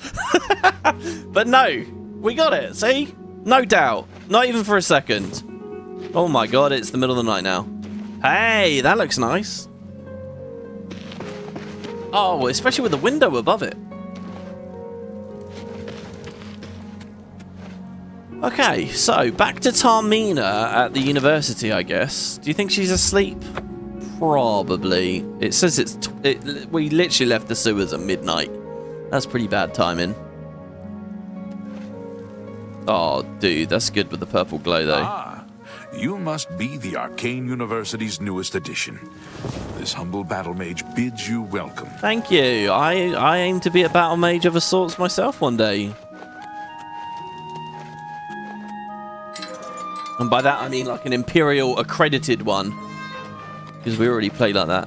Should we just go wake her up? I mean, it shouldn't be trespassing, right? She should be in a bed somewhere. In one of these quarters. And we can just go, you know, poke her on the shoulder and shake her and rudely wake her up. Question is, with this is... Ah, yes, the Mythic Dawn Scholar. What else can I help you with? Whoa, do you have like premonition or something? She knew. Look at this. What? Where are you going? It's the middle of the night. I was going to say, I don't know whether that's pointing upstairs or downstairs. She just bailed. What is she? Oh, wouldn't it be cool if, like, in the middle of the night, a bunch of the NPCs went up to the Orrery? Because... Whoa! Oh, yes, of course. What is it? Be brief. Please I be have brief. some... I have research I need to tend to. She's spinning around. What are they all doing? About everything. Are you sure? Yes. I mean, I'm excited by this, as I suspected after all. Think of the ramifications. I'm telling you guys, something is broken about the Radiant AI in this. Oblivion, I know that people meme on it, right? Oblivion wasn't like that. It really wasn't. They wouldn't do that. Right? Because it's the middle of the night, they're all like, I've seen a lot of people talking about in the market district. People are like loading into the market district and there's just this huge crowd of people in the center just all chatting with each other. There's clearly some bug there. I don't think that that's what the old game was like. Oh, the detail on the book's pretty good. A pleasure to speak with you. Hello. If you're going to be up and working in the middle of the night, then sure, let's chit chat. I've got all 4 copies of the book. Where do I go to find their shrine? To find their secret shrine to Mehrunes Dagon, you'll need to study the 4 volumes of Mainkar Camoran's commentaries.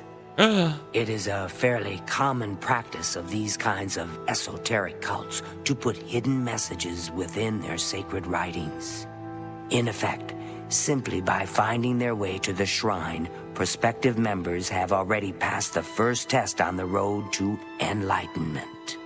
You've piqued my curiosity about this puzzle.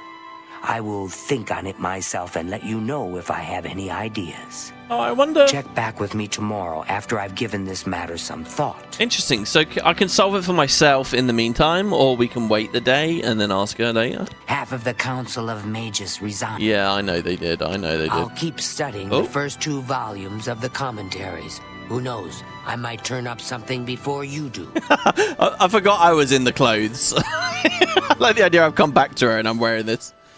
S says rate the game out of 10 so far. What should we do? Just stand around? I would love, by the way, with the resting thing, for it not to be on a black screen and just a bar going down. It should definitely be set time scale to really, really fast. And you just watch the time goes. That's so cool, you know. If I had the actual command on hand, because I can't remember, it's like set time scale and then 2 maybe? I don't know. So yeah, let's just wait. Well, does she want 24 hours? Maybe if we just say 9 or something? Or 12 might be a good idea. Yeah, rate the game out of 10. I don't know, man. I can't really be. I don't know what a number out of 10 means for a game like this. Really, I mean, just generally how satisfying or like excited or happy does it make me to play it? You must be the Arcane University's newest edition. I mean, I would say 10 out of 10, but that's like very nostalgia in objectivity there. I mean, I'm having 10 out of 10 fun with it. I love the game. I think it's really cool. But I'm also looking past a lot of its, you know... If you're in that kind of, like, roleplay headspace, and you just want to sit and chill and just, you know, like... If you're in the mood for this kind of RPG, then I think it's a really, really good recommendation. 8, 9, 10. It's a really good recommendation. But you probably, for a totally new player, a complete outsider, you've probably got to shave a few points off. It's a bit janky, right? And it is this a bit... humble battle mage bids you welcome. Magister, I just remembered. But yeah, I mean, this is definitely a game anyone could just buy and get lost in. Bye. Right, so let's see what the quest is telling me to do here. The Path of the Dawn. Tarmina says that Mankar Camoran hid a message within his writings, so only the enlightened ones could join him in the Mythic Dawn. I should study them. Okay, guys, so I'm going to read them. Look, my comprehension of these is quite poor, so we're going to have to read them a bunch more times and see what information we can get out of them, okay? I'll do full voice acted, you know, I'll read it out loud, probably 4 or 5 more times. So the next hour and a half to 2 hours of this Let's Play is going to be commentaries on the Mysterium Xarxes. So, Book 1 by Mankar Camoran. Greetings, novitiate, and no thirst of reassurance. Mankar Camoran was one... No, I'm joking. I'm joking, don't worry, no. So there is a trick here. I hinted at it earlier. Perhaps you guys have some theories, but don't worry, you don't have to understand the text at all. Just let Tarmina carry you through. Though she doesn't really have a marker anymore. I assume she'll just be hanging around the archives. Ah, yes, the Mythic Dawn Scholar. Tarmina. This... Yes, hello. To find their secret in you. Check back. Check back. Good day. So I'm going to wait another, like, 3 or 4 hours. 2, 1. There you go. Good day. Any thoughts? No? Take care. I think we're going to have to wait until tomorrow. So let's go about 15 hours here. I mean, I could figure it out now, and we could get the jump on her already.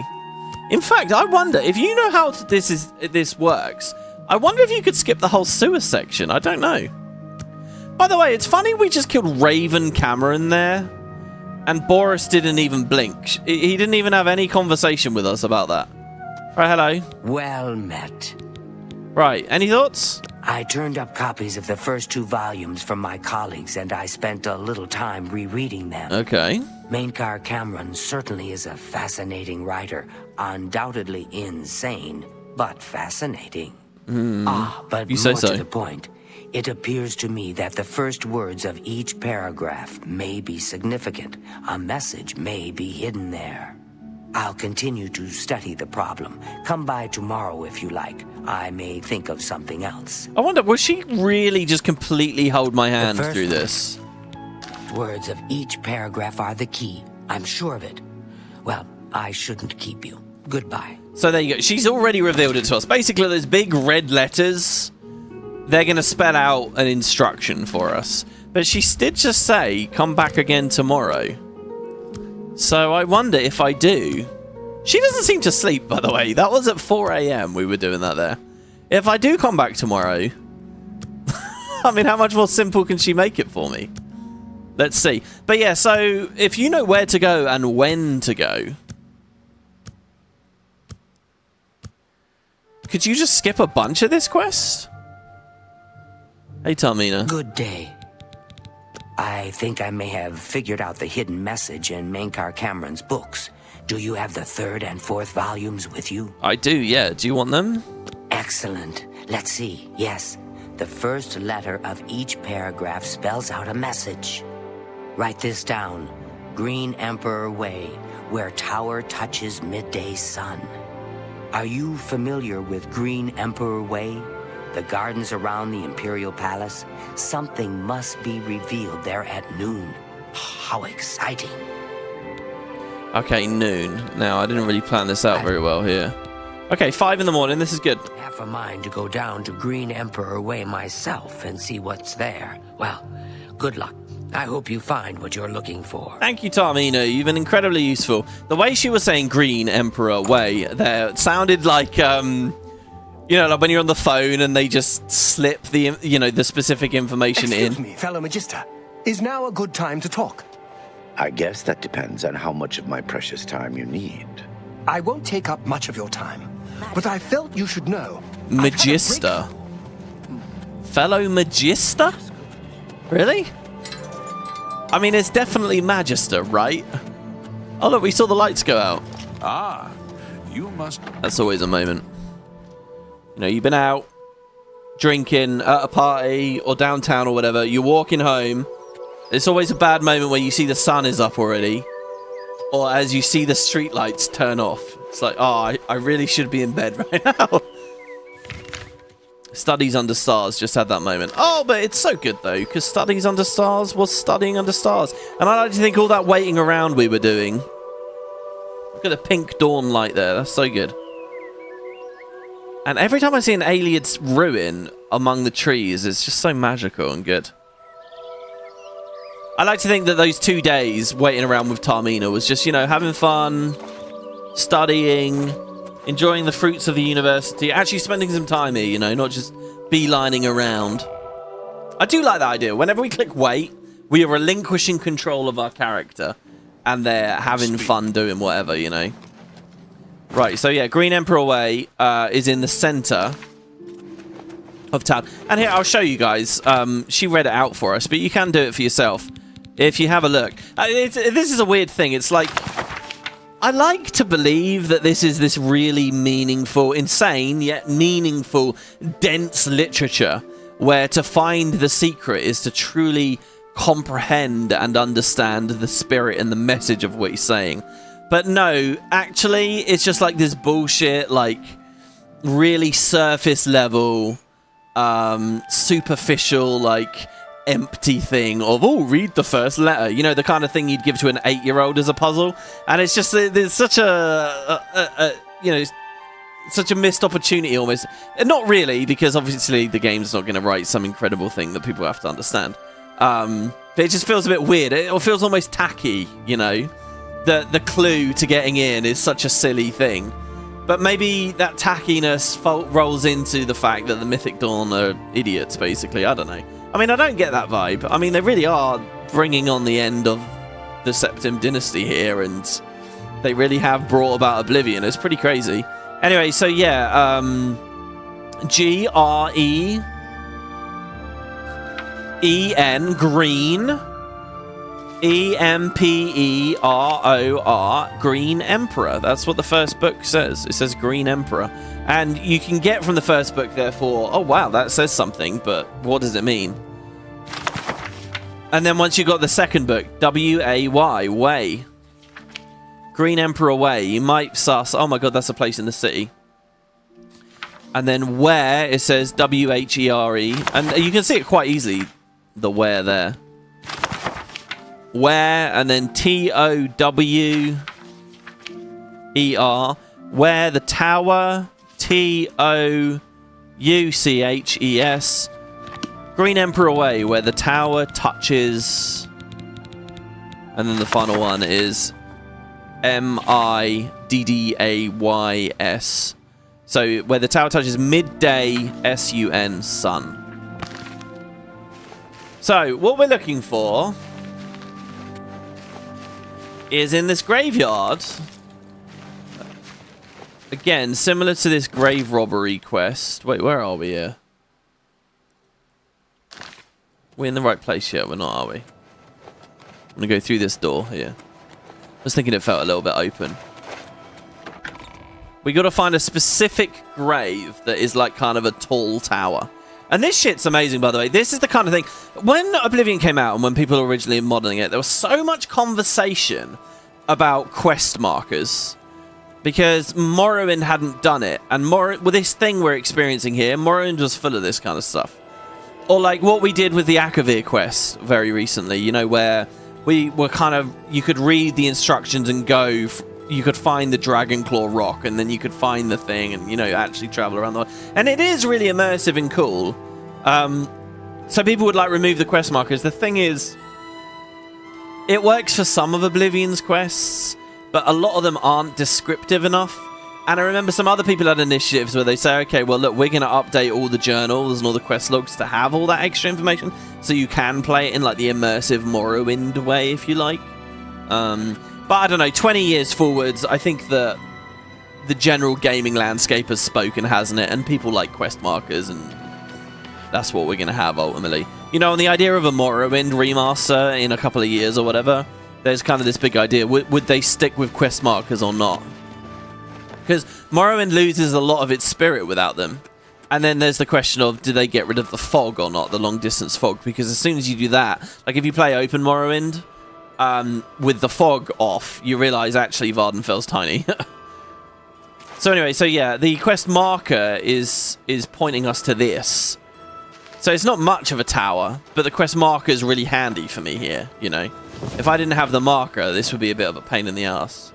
But yeah, so this is the tomb of Prince Camoran. By the way, before this episode, I did have a little look. Like, who is Camoran? Apparently they're not referenced anywhere or anything. This is it. Camoran written on this tomb. We don't know who it is. I mean, it seems sort of similar to the the surname of these Altmer, doesn't it? Raven, Mankar. But this is Camoran. Somewhat associated, maybe? Who knows? Anyway, yeah, that's clearly Cyrodiil, the province, in the center there. With the sun rising, the mythic dawn. I don't know. Anyway, we need to be right here at noon. So I'm going to save. Let's see what time it is. So it's 7:47. So 1 hour would be 8. 2 hours would be 9. 3 hours would be 10. 4 hours would be 11. So this is going to be 11:47 here with a midday sun. And look, the midday sun shines on it and they light up. Look how cool that is. And this was impressive, even in the OG, by the way. So we can activate it at this exact time. Hey, we get an achievement. I have followed the clues hidden in the 4 volumes written by Mankar Camoran to a gravestone in the Green Emperor Way. At noon, a map of Cyrodiil appeared on the gravestone with the location of the Mythic Dawn's shrine marked on it. I need to find my way into the shrine and locate the Amulet of Kings. See, so it's right there. So we can go and make our own manual marker, but obviously the game's given its own. So that's Lake Arius. Apparently we've been quite near there. That's sort of near Fanakas. Wait, that's Fanakas, and that one's Fanakas School. Alright. There you go, there's our map of where to go. See, so my question is, right, if we replayed this quest, go speak to Boris, could you just come here at noon, and boom, there you go, I'm done? I don't know how much you could skip, how quickly you could be done with it. Oh my god, it's good weather here, isn't it, at the moment? Jesus Christ. Also, it's kind of funny, isn't it? With the way that the Imperial City is rendered, it's like small, you know. It's funny to think that this could go unnoticed. But, you know, it's that thing. You have to suspend disbelief. The city's a lot bigger. That means the graveyard's a lot bigger. And maybe this is a very quiet area, the graveyard, that people just don't come. You know, maybe one lonely groundskeeper once every 3 weeks to clear some stones or something. And it's just, you know, I know we're in the heart of the city, but the truth is, it's easy for this stuff to go missing. But yeah, it's cool, isn't it? And, well, there you go, guys. So, look, I think I'm going to leave it there for today. And we'll kick back up next time. So, what I'm going to do is I'm going to go buy some Spellcrafting spells. I'm going to see what I can do about Fortify Magicka, and then we can look into some big enchantments, okay? And I'll figure out what I'm doing with the ebony gear as well. Maybe that's fun to do on screen, maybe not. I'll make my decisions about that. But yeah, join me next time, guys. And also, I feel swamped with stuff to do right now. Swamped. We could revisit Frost Crag. I've got to get the map marker back for it. I could go revisit there and see what the upgrades are. We could do our trip to Anvil and get the mana there as well, and do the ghost, conclude the ghost story, the ghost ship, if we feel close for that. We could try to get another companion. There's so many quests and things happening. We could go get our mage's staff. I'll tell you what, everyone, as well, you can leave your comments in the live chat, or, you know, just as a comment, which of these quests or loose ends you'd like to see me do. And, you know, we'll truck back on with it. So thank you, everybody, for watching. That's us on to the next quest now, Dagon Shrine, where we'll be seeing if we can get the Amulet of Kings back. And, yeah, thanks, everybody. Or maybe we'll go see Sindarian. So much going on. And the adventures in the... so, well, basically, what I will probably do in the next part is get us out into the wilderness again. I do like the Imperial City, but we've done, like, 2 episodes here now. It sort of feels like 1.5. Anyway, yeah. So, thanks, guys. Hope you enjoyed. Hope you all had a lovely weekend. Thank you so much for supporting the show and being here. If you want to throw a like on the video or check out my Patreon campaign, it's in the description. Both things really mean a lot to me, so thank you. And as does the fact that people have been so chatty, even though, you know, I'm pretty shit at keeping up with chat. Yeah, we'll see if we can get that cool dialogue as well. So yeah, cheers, everybody. Oh, water my plants. Yes, thank you, Mike. Thank you. I do have to remember to do that. Have a good evening, guys. I'll see you next time. Bye-bye.